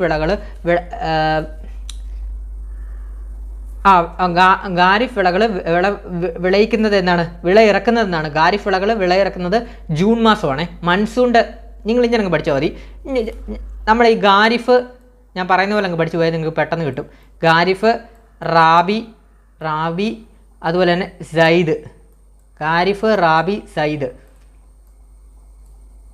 നമ്മളിപ്പം ജൂൺ മാസത്തു നിന്ന് സ്റ്റാർട്ട് ചെയ്യുക. നമ്മളൊരു കർഷകനാണ്. നമ്മൾ ജൂൺ മാസത്തു നിന്ന് നമുക്ക് നട്ടു പോകാമെന്ന് വെച്ചോ. അപ്പം നമ്മൾ ആദ്യം ചെയ്യുന്നത് ജൂൺ മാസമാണ്. ഇപ്പം നിലവിൽ ജൂൺ മാസമല്ലേ, ഇപ്പം ജൂലൈ ആയി. ജൂലൈ നിങ്ങൾ ജൂണായിട്ട് അങ്ങ് കൂട്ടിക്കോ. അപ്പം നമുക്കിപ്പം ജൂൺ മാസമാണ്. അപ്പം നമ്മളിപ്പം വിള ഇറക്കാൻ പറ്റിയ വിള ഏതാണ്? ഇവിടെ ഖാരിഫാണ് വരുന്നത്. അപ്പം നമ്മൾ ജൂൺ മാസത്തിൽ, അതായത് മൺസൂണിൻ്റെ സ്റ്റാർട്ടിംഗ് ആണ്. ഇപ്പം മൺസൂണിൻ്റെ സ്റ്റാർട്ടിങ്ങിൽ നമ്മൾ ഖാരിഫ് വിളകൾ വിള ഇറക്കി. എന്നിട്ട് നവംബർ മാസം ആകുമ്പോൾ നമ്മളതിൻ്റെ വിളവെടുക്കും. അതായത് നവംബർ ആദ്യ വാരം തൊട്ട് നമ്മൾ വിളവെടുക്കാൻ തുടങ്ങും. അതുപോലെ തന്നെ അതായത് മൺസൂണിൻ്റെ അവസാനം. അപ്പം മൺസൂണിൻ്റെ ആദ്യം മുതൽ മൺസൂണിൻ്റെ അവസാനം വരെയാണ് നമ്മുടെ ഖാരിഫ് വിളകളുടെ കാലഘട്ടം വരുന്നത്. അടുത്തത് റാബി വിള. റാബി വിള എന്ന് പറയുമ്പോൾ നമ്മൾ ശൈത്യകാലത്തിൻ്റെ തുടക്കമാണ്. ശൈത്യകാലത്തിൻ്റെ തുടക്കം എന്ന് പറഞ്ഞാൽ നവംബറിൻ്റെ മധ്യമാണ് വരുന്നത്. നവംബർ മുതൽ മാർച്ച് വരെയാണ്. അതുപോലെ നവംബറിൻ്റെ മധ്യം, അതായത് ശൈത്യകാലത്തിൻ്റെ തുടക്കത്തിലാണ് റാബി വിളകൾ ഇറക്കുന്നത്. അതുപോലെ തന്നെ വേനലിലാണ് റാബി വിളകൾ എടുക്കുന്നത്, അതായത് വിളവെടുക്കുന്നത് വേനലിൻ്റെ ആരംഭത്തിൽ. അപ്പം നമ്മൾ ഞാൻ ഒന്നുകൂടെ പറയാം. ജൂണിൽ നമ്മളൊരു ഖാരിഫ് വിള ഇട്ടു. അത് നമ്മൾ നവംബർ മാസം എടുത്തു. അതിൽ നിന്ന് കിട്ടുന്ന പൈസ കൊണ്ട് നമ്മൾ അടുത്തത് ഒരു റാബി വിള നവംബർ ആദ്യ മാസം ശൈത്യകാലത്തിൻ്റെ തുടക്കത്തിൽ നമ്മൾ നട്ടു, അതായത് വിള ഇറക്കി. അതുപോലെ തന്നെ അത് നമ്മൾ വേനൽക്കാലത്തിൻ്റെ മാർച്ച് മാസത്തിൽ അതിൻ്റെ വിളവെടുത്തു നമ്മൾ. എന്നിട്ട് നമ്മൾ അതിൽ നിന്ന് കിട്ടുന്ന ലാഭത്തിൽ നിന്നുള്ള പൈസ എടുത്ത് നമ്മൾ സൈദ് മാസത്തിലും, അതായത് വേനലിൻ്റെ ആരംഭത്തിലല്ല ഇവിടെ എടുത്തത്. വേനലിൻ്റെ ആരംഭത്തിൽ റാബി വിള എടുത്തത് കൊണ്ട് തന്നെ നമുക്ക് അടുത്ത കൃഷി, നമ്മുടെ പാടം നടക്കുക. അപ്പോൾ അടുത്ത കൃഷി ചെയ്യണം. കാലാവസ്ഥ മാറിക്കൊണ്ടിരിക്കുകയാണ്. അപ്പോൾ അടുത്തത് വേനലിൻ്റെ ആരംഭമായി. മാർച്ച് മാസം വേനലിൻ്റെ ആരംഭമായപ്പോൾ നമ്മൾ റാബി വിള ഇനി എടുത്തു. അപ്പോൾ സൈദ് വിളയിൽ നമുക്ക് കൃഷി ചെയ്യണം. അപ്പോൾ സൈദ് വിള നമ്മൾ അടുത്ത മാർച്ചിൻ്റെ ആരംഭത്തിൽ സൈദ് വിള ഇറക്കി. വേനലിൻ്റെ ആരംഭത്തിൽ മാർച്ച് ഫസ്റ്റ് മുതൽ നമ്മൾ വേനലിൻ്റെ ആരംഭത്തിൽ സൈദ് വിള നട്ടു, അതായത് വിള ഇറക്കി. എന്നിട്ട് സൈദ് വിള നമ്മൾ വേനലിൻ്റെ ആരംഭത്തിൽ വിള ഇറക്കിയിട്ട് മൺസൂണിൻ്റെ ആരംഭത്തിൽ, അതായത് ജൂണിൽ നമ്മൾ എടുത്തു, വിളവെടുത്തു. ക്ലിയറായി? ഇത്രയും ക്ലിയറായി? ഞാൻ അങ്ങ് പഠിച്ചു വെച്ചാൽ സിമ്പിളായിട്ട് നമുക്ക് പഠിക്കാം. ഞാൻ ഇത്രയും പറഞ്ഞ് നിങ്ങൾക്ക് എല്ലാവർക്കും മനസ്സിലായെന്ന് ഞാൻ വിശ്വസിക്കുന്നു. നിങ്ങൾ ഈ ഓർഡർ അങ്ങ് പഠിച്ചാൽ ഖാരിഫ്, റാബി, സൈദ്, ജൂൺ മൺസൂണിൻ്റെ ആരംഭത്തിൽ നമ്മൾ ഖാരിഫ് വിള നട്ടു. മൺസൂണിൻ്റെ അവസാനം ഖാരിഫ് വിള വിളവെടുത്തു. അത് കഴിഞ്ഞ് നവംബറിൻ്റെ ആദ്യവാദി, അതായത് ശൈത്യകാലം, മൺസൂൺ കഴിഞ്ഞാൽ ശൈത്യകാലമല്ലേ വരുന്നത്. ശൈത്യകാലത്തിൻ്റെ ആരംഭത്തിൽ റാബി വിള നട്ടു. അടുത്തത് ഏതാണ്? വേനലിൻ്റെ ആരംഭത്തിൽ റാബി വിളവെടുത്തു. അടുത്തത് സൈദ് വിള, വേനലിൻ്റെ ആരംഭത്തിൽ സൈദ് വിള നട്ടു. അതുപോലെ തന്നെ മൺസൂണിൻ്റെ ആരംഭത്തിൽ സൈദ് വിളവെടുത്തു. ക്ലിയർ ആയി? ഇനി നമുക്കിതിൻ്റെ ഏതൊക്കെ വിളകളാണ് വരുന്നത് അതുകൂടെ ഒന്ന് ജസ്റ്റ് പറഞ്ഞു പോകാം. അപ്പോൾ ഇതൊന്ന് ജസ്റ്റ് മറക്കല്ലേ. ഇത് ഒന്നുകൂടെ പറയാം. നിങ്ങൾ മറക്കാതിരിക്കും. ഒന്നുകൂടെ പറയാം. ഖാരിഫ് വിള ഇറക്കുന്നത് ജൂൺ മാസമാണ്. മൺസൂണിൻ്റെ ആരംഭം. വിള ഇറക്കിയിട്ട് വിളവെടുക്കുന്നത് നവംബറിൻ്റെ ആദ്യവാരം, അതായത് മൺസൂണിൻ്റെ അവസാനം. റാബി വിളകൾ നവംബർ മാസം മധ്യത്തിൽ, അതായത് ശൈത്യകാലത്തിൻ്റെ തുടക്കത്തിൽ വിള ഇറക്കും. അതുപോലെ തന്നെ വിളവെടുക്കുന്നത് മാർച്ച് മാസം, വേനലിൻ്റെ ആരംഭത്തിൽ വിളവെടുക്കും. സൈദ് വിളകൾ, റാബി വിളകളാണ് ഇത് പറഞ്ഞത്. സൈദ് വിളകൾ മാർച്ച് മാസത്തിൻ്റെ ആരംഭം, അതായത് വേനലിൻ്റെ ആരംഭത്തിൽ വിള ഇറക്കും. അതുപോലെ തന്നെ ജൂൺ മാസം, അതായത് മൺസൂണിൻ്റെ ആരംഭത്തിൽ അത് വിളവെടുക്കും. ക്ലിയർ ആയ? ഇനി ഖാരിഫ് വിളകൾ ഏതൊക്കെയാണ് വരുന്നത്? നെല്ല് വരും. ഖാരിഫ് വിള നെല്ല്, ചോളം, പരുത്തി, തിനവിളകൾ, ചണം, കരിമ്പ്, നീലക്കടല. ഞങ്ങൾ പഠിച്ചു വെക്കണേ. നെല്ല് ഞാൻ പറഞ്ഞു പോവാം. നിങ്ങൾക്ക് മനസ്സിലാവുന്ന രീതിയിൽ പെട്ടെന്ന് പറഞ്ഞു പോവാം.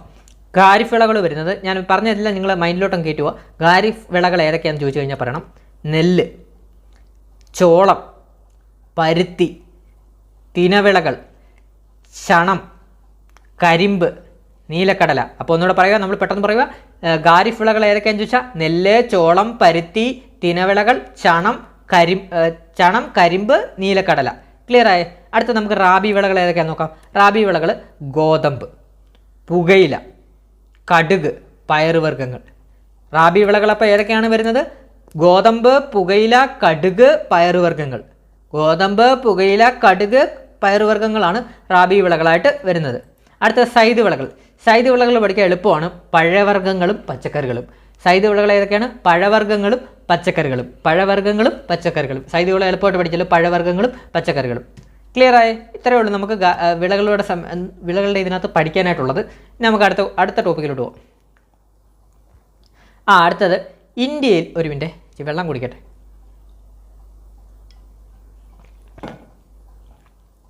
അടുത്ത ക്വസ്റ്റ്യൻ, ഇന്ത്യയിലെ ശൈത്യകാലത്ത് മഴ ലഭിക്കുന്നതിന് കാരണമായ പ്രതിഭാസം ഏതാണ്? ഓപ്ഷൻ എ ഇത് ഇനി നമ്മൾ പ്രീവിയസ് ആണ് നോക്കുന്നതെല്ലാം. എൽ നിനോയാണോ, പശ്ചിമ അസ്വസ്ഥതയാണോ, കാൽബൈശാഖിയാണോ, ഇവ ഏതുമല്ല. അപ്പം നമുക്ക് ഇവിടെ എന്താണ് ചോദിച്ചത്? ശൈത്യകാലത്ത്, ഇന്ത്യയിലെ ശൈത്യകാലത്ത് മഴ ലഭിക്കുന്നതിന്, ഒരു മിനിറ്റ്, ഇന്ത്യയിലെ ശൈത്യകാലത്ത് മഴ ലഭിക്കുന്നതിന് കാരണമായ പ്രതിഭാസം ഏതാണെന്നാണ് ചോദിച്ചിരിക്കുന്നത്. അപ്പം ഇവിടെ ഏതാണ് വരുന്നത്? ശൈത്യകാലത്താണ്. ശൈത്യകാലത്ത് മഴ ലഭിക്കുന്നതിന് കാരണമായ പ്രതിഭാസം പശ്ചിമ അസ്വസ്ഥതയാണ്. നമുക്കറിയാം പശ്ചിമ അസ്വസ്ഥതയാണ് ഇന്ത്യയിലെ ശൈത്യകാലത്ത് മഴ ലഭിക്കുന്നതിന് കാരണമായ പ്രതിഭാസമായിട്ട് വരുന്നത്. ക്ലിയർ ആയേ? അടുത്തത് ബാക്കി എന്താണെന്ന് നോക്കാം. അതായത് പശ്ചിമ അസ്വസ്ഥതയാണ് ശൈത്യകാലത്ത് മഴ ലഭിക്കുന്നതിന് കാരണമായ പ്രതിഭാസം എന്ന് പറയുന്നത്. അടുത്തത് നമ്മൾ കാൽബൈശാഖി എന്താ? കാൽബൈശാഖി, മാംഗോ ഷവർ എന്നൊക്കെ പറഞ്ഞ പ്രാദേശിക വാതകങ്ങളാണ് വരുന്നത്. അതായത് നമ്മുടെ വേനൽക്കാലത്ത് വീശുന്ന പ്രാദേശിക വാതകങ്ങളെയാണ് ഈ കാൽബൈശാഖി, അതുപോലെ മാംഗോ ഷവർ എന്നൊക്കെ പറയുന്നത്. അതുപോലെ തന്നെ നമ്മുടെ ഒരു ലൂ എന്ന് പറഞ്ഞൊരു കാറ്റുമുണ്ട്. അതായത് ഇന്ത്യയുടെ ഉത്തര മഹാസമതലത്തിൽ വീശുന്ന ഈർപ്പരഹിതമായ ഉഷ്ണക്കാറ്റാണ് ലൂ. അപ്പോൾ കാൽബൈശാഖിയുടെ കാര്യം പറഞ്ഞിട്ട് പോകാം. വേനൽക്കാലത്ത് വീശുന്ന കാറ്റാണ് ഈ നമ്മുടെ കാൽബൈശാഖി. അതിൻ്റെ കൂടെ തന്നെ വരുന്നതാണ് ഈ മാംഗോ ഷവർ എന്ന് പറഞ്ഞത്. പ്രാദേശിക വാതകങ്ങളാണ്. അതായത് കാൽബൈശാഖി എന്ന് പറയുമ്പോൾ നമ്മൾ ആസാമും ബംഗാളും ഏരിയയിലൊക്കെ വീശുന്ന ഒരു കാറ്റാണ് കാൽബൈശാഖി എന്ന് പറയുന്നത്. ഒരു പ്രാദേശിക വാതകം, ഞാൻ ആദ്യം പറഞ്ഞല്ലോ പ്രാദേശിക വാതകമാണ്. ഇതിൻ്റെ വേറൊരു പേര് പറയുന്നത് നോർവെസ്റ്റർ എന്നുള്ള എന്നും അറിയപ്പെടുന്നു. ഈ കാൽബൈശാഖി അറിയപ്പെടുന്നത് നോർവെസ്റ്റർ എന്നുകൂടിയും അറിയപ്പെടുന്നുണ്ട്. പിന്നെ ഇത് ആസാമുകാർ പറയുന്ന വേറൊരു പേരുണ്ട്. അതായത് ബെർദോയി ചില എന്നാണ്. ആസാമുകാർ ബെർദോയി ചില എന്നാണ് നമ്മുടെ കാൽബൈശാഖി പറയുന്നത്. ഈ കാൽബൈശാഖി കൊണ്ടുള്ള ഗുണം എന്താണെന്ന് പറഞ്ഞാൽ തേയില, ചണം, നെല്ല് ഒക്കെ കൃഷി ചെയ്യാൻ അനുയോജ്യമായ കാലാവസ്ഥയാണ്. തേയിലയും ചണവും നെല്ല് കൃഷിക്കൊക്കെ അനുയോജ്യമായ കാലാവസ്ഥയെ കാറ്റുമൊക്കെയാണ് കാൽബൈശാഖി വീശുന്ന സമയത്ത്. കാൽബൈശാഖി വീശുന്നത് വേനൽക്കാലത്താണ്. കാൽബൈശാഖിയുടെ കൂട്ടുകാരനുണ്ട് കൂടെ തന്നെ വരുന്നത് മാംഗോ ഷവർ വീശുന്നത് ആ സമയത്താണ്, വേനൽക്കാലത്ത് വീശുന്നതാണ് മാംഗോ ഷവർ വീശുന്നത് നമ്മുടെ കേരള കർണാടക ഏരിയയിലാണ്. നമ്മുടെ ഇവിടെയൊക്കെ വീശുന്നതാണ് മാംഗോ ഷവർ. കേരള കർണാടക ഏരിയയിലാണ് വേനൽക്കാലത്താണ്. അതുപോലെ തന്നെ ഏപ്രിൽ മാസത്തെ മഴ വരുന്നതൊക്കെ ഈ നമ്മുടെ ഈ മാംഗോ ഷവർ കാരണമാണ്. കേരളത്തിലും കർണാടകയിലും ഏപ്രിൽ മാസത്തിലൊക്കെ മഴ വരാൻ കാരണം ഈ മാംഗോ ഷവറാണ്. ഈ മാംഗോ ഷവറിന് പേര് വരാൻ കാര്യം എന്ന് പറഞ്ഞാൽ എന്താണ്? ഈ മാസത്തിലെ മാംഗോ ഷവർ കാറ്റ് വീശുമ്പോഴാണ് ഈ മാമ്പഴം പൊഴിയുന്നത് കൊണ്ടാണ് ഈ നമുക്ക് മാംഗോ ഷവർ എന്നുള്ള പേര് കിട്ടിയത്. ജസ്റ്റ് ഒന്ന് അറിഞ്ഞിരിക്കാൻ വേണ്ടി പറഞ്ഞതാണ്. അതുപോലെ തന്നെ ഈ മാംഗോ ഷവർ കാപ്പിത്തോട്ട കൃഷിക്കൊക്കെ അനുയോജ്യമായിട്ടുള്ള ഇതാണ്. കാപ്പി കൃഷിക്കൊക്കെ നല്ല അനുയോജ്യമായിട്ടുള്ള പ്രാദേശികവാദമാണ് ഈ മാംഗോ ഷവർ എന്ന് പറയുന്നത്. അതുപോലെ തന്നെ വേറൊരിതുണ്ട് കേട്ടോ. അതായത് അതുകൂടെ പറഞ്ഞത്, ഇന്ത്യയുടെ ഉത്തര മഹാസമതലങ്ങളിൽ വീശുന്ന ഈർപ്പരഹിതമായ ഉഷ്ണക്കാറ്റാണ് ലൂ. സ്ഥിരമായിട്ട് ബേസി പരീക്ഷയ്ക്ക് ഉപയോഗിക്കുന്നത് ലൂ എന്താണെന്ന്. അപ്പോൾ ലൂ നിങ്ങൾ പഠിച്ചു വെച്ചോണം. ലൂ എന്ന് പറയുന്നത് നമ്മുടെ ഈ ഉത്തര മഹാസമതലങ്ങളിൽ വീശുന്നതാണ്. അപ്പം നമ്മുടെ ഇന്ത്യയുടെ ഉത്തര മഹാസമതലങ്ങളിൽ വീശുന്ന ഈർപ്പരഹിതമായ ഉഷ്ണക്കാറ്റാണ് ഈ ലൂ എന്ന് പറയുന്നത്. ഈ ലൂ വീശുന്നത്, ഉത്തര മഹാസമതലത്തിൽ ലൂ വീശുന്നത് അതായത് മെയ് ജൂൺ മാസങ്ങളിലൂടെയാണ്. അത് മെയ് ജൂൺ മാസങ്ങളിലൂടെയാണ് നമ്മുടെ ലൂ വീശുന്നത്. അതുപോലെ തന്നെ ലൂ നമ്മുടെ ഉത്തര മഹാസമതലങ്ങളും ഉത്തരേന്ത്യയും കൂടി തന്നെ വീശുന്നുണ്ട്. പിന്നെ നമ്മുടെ പാകിസ്ഥാനിലൂടെ ഈ ലൂ കാറ്റ് വീശുന്നുണ്ട്. അപ്പോൾ ലൂ എന്ന് പറയുന്നത് ഈർപ്പരഹിതമായ ഉഷ്ണക്കാറ്റാണ്. മെയ് ജൂൺ മാസത്തിലാണ്. അതുപോലെ തന്നെ ഉത്തര മഹാസമതലങ്ങളിലാണ്, ഇന്ത്യയുടെ ഉത്തര മഹാസമതലങ്ങളിലാണ് വീശുന്നത്. അതുകൂടാതെ തന്നെ പാകിസ്ഥാനിലും ഈ കാറ്റ് വീശുന്നുണ്ട്. ക്ലിയർ ആയ? നമുക്ക് അടുത്ത് നോക്കാം. ഇന്ത്യയിലെ പെട്രോളിയം ഉൽപ്പാദനത്തെ സംബന്ധിച്ച് ശരിയായ പ്രസ്താവനകൾ നോക്കാം. ഇന്ത്യയിലെ ഏറ്റവും വലിയ എണ്ണപ്പാടം ജാരിയയാണ്. തെറ്റായിട്ടുള്ള സ്റ്റേറ്റ്മെന്റാണ്. എണ്ണപ്പാടമല്ല ജാരിയ. പിന്നെ പറയാം, ഇന്ത്യയിലെ ഏറ്റവും വലിയ എണ്ണപ്പാടം സുന്ദർഗഡ് ആണ്. അതും തെറ്റായിട്ടുള്ള, ഏറ്റവും വലുതല്ല. ഇന്ത്യയിലെ ഏറ്റവും വലിയ എണ്ണപ്പാടം മുംബൈ ആണ്. അപ്പം ശരിയായിട്ടുള്ളതാണ്. അപ്പം ഇന്ത്യയിലെ ഏറ്റവും വലിയ എണ്ണപ്പാടം എന്ന് പറയുന്നത് മുംബൈ ആണ്. ഇന്ത്യയിലെ ഏറ്റവും വലിയ എണ്ണപ്പാടം മുംബൈ ആണ്. അതുപോലെ തന്നെ ഏറ്റവും പഴക്കം ചെന്ന എണ്ണ ശുദ്ധീകരണശാലയാണ് ദിഗ്ബോയ്. ഏറ്റവും പഴക്കം ചെന്ന എണ്ണപ്പാടം വരുന്നത് ദിഗ്ബോയ് ആണ്. ദിഗ്ബോയ് ആസാം. അപ്പം ഇന്ത്യയിലെ ഏറ്റവും വലിയ എണ്ണപ്പാടം മുംബൈ ആണ്. അതുപോലെ തന്നെ ഇന്ത്യയിലെ ഏറ്റവും പഴക്കം ചെന്ന എണ്ണ ശുദ്ധീകരണശാല എന്ന് പറയുന്നത് ദിഗ്ബോയ് ആണ്. ആസാമിലെ ദിഗ്ബോയ് ആണ്. അതുപോലെ തന്നെ ഏറ്റവും വലിയ കൽക്കരിപ്പാടം വരുന്നത് ജാരിയയിലാണ്. അപ്പോൾ ഈ ജാരി എന്താണെന്ന് ഞാൻ പറഞ്ഞില്ലല്ലോ. ജാരിയ എന്ന് പറയുന്നത് കൽക്കരിപ്പാടമാണ്. എടുത്തു വെച്ചോ, കൽക്കരിപ്പാടമാണ്. ജാരി എന്ന് പറഞ്ഞാൽ ഇന്ത്യയിലെ ഏറ്റവും വലിയ കൽക്കരിപ്പാടമാണ് ജാരി എന്ന് പറയും. ജാരി എന്ന് പറഞ്ഞാൽ എന്താണ്? ഇന്ത്യയിലെ ഏറ്റവും വലിയ കൽക്കരിപ്പാടമാണ് ജാരി. ജാരി എവിടെയാണ് വരുന്നത്? ജാർഖണ്ഡിലാണ് ഈ ജാരി വരുന്നത്. ജാരി വരുന്നത് ജാർഖണ്ഡിലാണ്. അടുത്തത്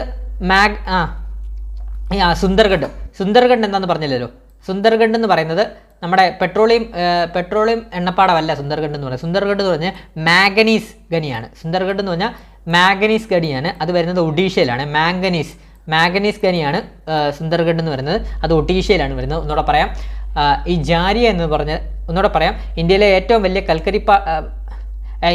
വലിയ കൽക്കരിപ്പാടമാണ് ജാരി എന്ന് പറഞ്ഞത്, ജാർഖണ്ഡിലെ ജാരി എന്ന് പറഞ്ഞത്. അതുപോലെ തന്നെ ഈ മാംഗനീസ് ഖനിയാണ്, ഇന്ത്യയിലെ മാംഗനീസ് ഖനിയാണ് സുന്ദർഗഡ്, ഒഡീഷയിലാണ് വരുന്നത്. അതുപോലെ തന്നെ ഇന്ത്യയിലെ ഏറ്റവും വലിയ എണ്ണപ്പാടമാണ് മുംബൈ ഹൈ. ഏറ്റവും പഴക്കം ചെന്ന എണ്ണപ്പാടം എന്ന് ചോദിച്ചു കഴിഞ്ഞാൽ പറയണം ദിഗ്ബോയ് ആസാം. ക്ലിയർ ആയേ? അടുത്ത നമുക്ക് ഇന്ത്യയിലെ ഏറ്റവും വലിയ പീഠഭൂമി ഏതാണെന്ന് ചോദിച്ചിരിക്കുന്നത്. ഇന്ത്യയിലെ ഏറ്റവും വലിയ പീഠഭൂമി എന്ന് പറയുമ്പോൾ ഇതിൻ്റെ ആൻസർ ഓൾറെഡി തന്നിട്ടുണ്ട്. ഓപ്ഷൻ ബി ആണ് വരുന്നത്. ഡെക്കാൻ പീഠഭൂമിയാണ്. അപ്പോൾ ഇന്ത്യയിലെ ഏറ്റവും വലിയ പീഠഭൂമി എന്ന് പറയുന്നത് എന്താണ്? ഡെക്കാൻ പീഠഭൂമിയാണ്. അപ്പോൾ എന്താണ് ഈ ഡെക്കാൻ പീഠഭൂമി എന്ന് പറയുന്നത്? ഡെക്കാൻ പീഠഭൂമി എന്ന് പറഞ്ഞാൽ എന്താണ് ഡെക്കാൻ പീഠഭൂമി എന്ന് പറഞ്ഞാൽ? അതായത് നർമ്മദ നദിക്ക് തെക്കായിട്ട് സ്ഥിതി ചെയ്യുന്നതിനെയാണ് ഡെക്കാൻ പീഠഭൂമി എന്ന് പറയുന്നത്. അതായത് ഡെക്കാൻ പീഠഭൂമി സ്ഥിതി ചെയ്യുന്നത് എവിടെയാണ്? നർമ്മദ നദിക്ക് തെക്കായിട്ടാണ് സ്ഥിതി ചെയ്യുന്നത്. അതുപോലെ തന്നെ വടക്ക് സത്പുര തൊട്ട് തെക്ക് കന്യാകുമാരി വരെ വ്യാപിച്ചിരിക്കുന്നു. അപ്പം ഡെക്കാൻ പീഠഭൂമി എന്ന് പറഞ്ഞാൽ എവിടെയാണ്? വടക്ക് സത്പുര തൊട്ട് തെക്ക് കന്യാകുമാരി വരെ വ്യാപിച്ചിരിക്കുന്ന പീഠഭൂമിയാണ് ഡെക്കാൻ പീഠഭൂമി എന്ന് പറയുന്നത്. ഡെക്കാൻ പീഠഭൂമിയാണ്. ഈ ഡെക്കാൻ പീഠഭൂമിയാണ് രണ്ടായിട്ട് തരംതിരിച്ചാണ് ഇങ്ങോട്ട് താഴോട്ട് വരുമ്പോൾ പശ്ചിമഘട്ടമെന്നും പൂർവ്വഘട്ടമെന്നും രണ്ടായിട്ട് തിരിയുന്നുണ്ട്. അപ്പം ഡെക്കാൻ പീഠഭൂമി രണ്ടായിട്ട് തിരിയുന്നുണ്ട്. അതായത് പശ്ചിമഘട്ടം, പൂർവ്വഘട്ടം. നമ്മുടെ ഇതുവഴി പോകുന്നത് പശ്ചിമഘട്ടം, പൂർവ്വഘട്ടം. അതുപോലെ തന്നെ ജസ്റ്റ് ഒന്ന് ഓർത്തിരുന്നാൽ മതി. ഡെക്കാൻ പീഠഭൂമി ഒഴുകുന്ന നദികൾ ഏതൊക്കെയാണെന്ന് ജസ്റ്റ് ഒന്ന് ഓർത്തുന്നത്. ഡെക്കാൻ പീഠഭൂമി വഴി ഒഴുകുന്ന പ്രധാന നദികൾ എന്ന് പറയുമ്പോൾ മഹാനദി വരുന്നുണ്ട്. അതുപോലെ തന്നെ വേറെ ഏതാ വരുന്നത്? ഗോദാവരി വരുന്നുണ്ട്. പിന്നെ ഏതാ വരുന്നത്? കാവേരി വരുന്നുണ്ട്. കൃഷ്ണ വരുന്നുണ്ട്. പിന്നെ കൃഷ്ണ വരുന്നുണ്ട്. അപ്പം ജസ്റ്റ് ഒന്ന് ഓർത്തിരുന്നാൽ മതി. ഞാൻ ജസ്റ്റ് ഓർത്തപ്പം പറഞ്ഞതാണ് ഡെക്കാൻ പീഠഭൂമി വഴി ഒഴുകുന്ന നദികൾ. അപ്പോൾ ഇന്ത്യയിലെ ഏറ്റവും വലിയ പീഠഭൂമിയാണ് ഡെക്കാൻ പീഠഭൂമി. ഡെക്കാൻ പീഠഭൂമി വരുന്നത് നർമ്മദ നദിയുടെ തെക്കായിട്ടാണ് സ്ഥിതി ചെയ്യുന്നത്. അതുപോലെ തന്നെ വടക്ക് സത്പുര തൊട്ട് തെക്ക് കന്യാകുമാരി വരെ വ്യാപിച്ചിരിക്കുന്ന പീഠഭൂമിയാണ് നമ്മുടെ ഈ ഡെക്കാൻ പീഠഭൂമി എന്ന് പറയുന്നത്. ഡെക്കാൻ പീഠഭൂമി രണ്ടായിട്ട് തരംതിരിഞ്ഞാണ് പോകുന്നത്. അതായത് ഒന്ന് പശ്ചിമഘട്ടം, ഒന്ന് പൂർവ്വഘട്ടം എന്നും പറഞ്ഞ് രണ്ടായിട്ട് തിരിയുന്നുണ്ട്. അതുപോലെ തന്നെ പശ്ചിമഘട്ട രണ്ടായിട്ട് ഇതാവുന്നുണ്ട്. പശ്ചിമഘട്ടത്തിൻ്റെയും പൂർവ്വഘട്ടത്തിൻ്റെ ഇടയിൽ ആണ് പോകുന്നത്. പിന്നെ അതുപോലെ തന്നെ തരംതിരിക്കുന്നുണ്ട്. അതുപോലെ തന്നെ ഡെക്കാൻ പീഠഭൂമിയിൽ ഒഴുകുന്ന പ്രധാന നദികളാണ് മഹാനദി, ഗോദാവരി, കൃഷ്ണ, കാവേരി. ക്ലിയർ ആയ? അടുത്തത് മാൾവ പീഠഭൂമി എന്താണ്? മാൾവ പീഠഭൂമി എന്ന് പറയുന്നത് വിദ്യാ മലനിരകൾക്കും ആരവല്ലി മലനിരകൾക്കും ഇടയിൽ, ജസ്റ്റ് ഓർത്തിരുന്നാൽ മതി. വിദ്യാ മലനിരകൾക്കും ആരവല്ലി മലനിരകൾക്കും ഇടയിലാണ് ഈ മാൾവ പീഠഭൂമി വരുന്നത്. അതുപോലെ തന്നെ വിദ്യാപീഠഭൂമി വരുന്നത് ഇന്ത്യൻ ഉപഭൂഖണ്ഡത്തെ വടക്കേ ഇന്ത്യയെന്നും തെക്കേ ഇന്ത്യയെന്നും വിഭജിക്കുന്ന പർവ്വതനിരയാണ് വിദ്യാപീഠഭൂമിയിൽ വരുന്നത്. പർവ്വതനിരയാണ്. അതുപോലെ തന്നെ അത്രയേ ഉള്ളൂ. അപ്പോൾ അടുത്ത ക്വസ്റ്റ്യനിലോട്ട് പോവാം. അടുത്ത ക്വസ്റ്റ്യൻ, ആസാമിലെ കാസിരംഗ ദേശീയോദ്യാനം ഏത് മൃഗത്തിന് പ്രസിദ്ധമാണെന്നാണ്? ആസാമിലെ കാസിരംഗ ദേശീയോദ്യാനം ഏത് മൃഗത്തിന് പ്രസിദ്ധമാണെന്നാണ്? അതിൻ്റെ ആൻസർ തന്നിട്ടുണ്ട്. ഓപ്ഷൻ ബി ഒറ്റക്കൊമ്പൻ കാണ്ടാമൃഗം. ആൻസർ ഓപ്ഷൻ ബി ഒറ്റക്കൊമ്പൻ കാണ്ടാമൃഗത്തിന് പ്രസിദ്ധമാണ് ആസാമിലെ കാസിരംഗ ദേശീയോദ്യാനം.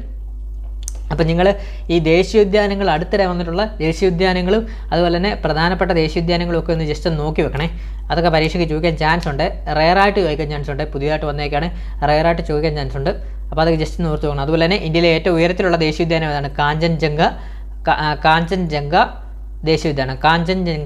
ദേശീയോദ്യാനമാണ് ഇന്ത്യയിലെ ഏറ്റവും ഉയരത്തിലുള്ള ദേശീയോദ്യാനം. ക്ലിയർ ആയേ? അപ്പം ഇതെല്ലാം നിങ്ങളൊന്ന് ഓർത്ത് വെക്കണേ. കാഞ്ചൻജംഗ ദേശീയോദ്യാനം അപ്പോൾ എവിടെ ആയിരിക്കും വരുന്നത്? സിക്കിമിലായിരിക്കുമേ.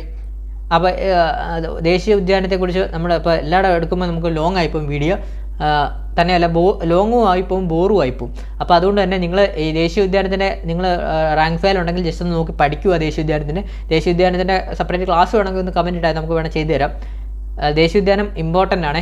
ഇന്ത്യയിലെ ദേശീയോദ്യാനം പ്രത്യേകതകളുള്ള ദേശീയോദ്യാനങ്ങളെല്ലാം പഠിച്ചു വെക്കണം. PSC ചോദിക്കും, ഉറപ്പാണ്. അടുത്തത്, ബംഗാൾ ഉൾക്കടൽ നദീവ്യൂഹത്തിൽ പെടാത്ത നദി ഏത്? ബംഗാൾ ഉൾക്കടൽ നദീവ്യൂഹത്തിൽ പെടാത്ത നദി ഏതെന്നാണ് ചോദിച്ചിരിക്കുന്നത്. ഇതിന് ആൻസർ ഏതാണ് വരുന്നത്? ഒരു മിനിറ്റ്. ബംഗാൾ ഉൾക്കടൽ നദീവ്യൂഹത്തിൽ പെടാത്ത നദി ഏത്? ആൻസർ ഏതാണ് വരുന്നത്? ഇതിന് ഓൾറെഡി ഇതിനകത്ത് ആൻസർ വന്നിട്ടുണ്ട്. ഓപ്ഷൻ സി നർമ്മദയാണ് വരുന്നത്. ഓപ്ഷൻ സി നർമ്മദയാണ് ഇവിടെ ആൻസർ ആയിട്ട് വരുന്നത്. നർമ്മദയാണ്. അപ്പം ബംഗാൾ ഉൾക്കടൽ നദീവ്യൂഹത്തിൽ പെടാത്ത നദിയാണ് വെച്ചിരിക്കുന്നത്, അത് നർമ്മദയാണ് വരുന്നത്. അപ്പം നർമ്മദ നദിയാണ് പടിഞ്ഞാറ്. അപ്പം നർമ്മദ നദിയുടെ പ്രത്യേകതകൾ നമുക്ക് ജസ്റ്റ് ഒന്ന് അറിഞ്ഞിരിക്കണ്ടായോ?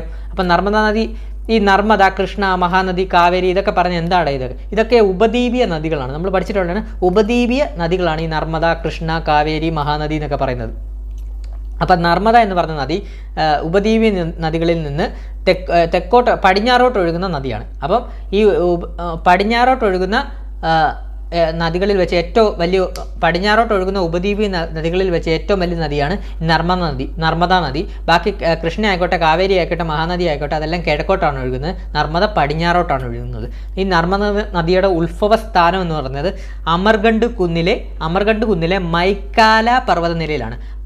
അതായത് എവിടെയാണ് ഇത് വരുന്നത്? മധ്യപ്രദേശിലാണ് വരുന്നത്. മധ്യപ്രദേശിലെ അമർകണ്ട് കുന്നിലെ മൈക്കാല പർവ്വതനിരയിലാണ് നമ്മുടെ നർമ്മദ നദിയുടെ ഉത്ഭവ സ്ഥാനം വരുന്നത്. അതുപോലെ തന്നെ ഈ നർമ്മദ നദിക്ക് വേറൊരു പ്രത്യേകതയുണ്ട്, അതുകൂടെ പഠിച്ചു വെച്ചോ.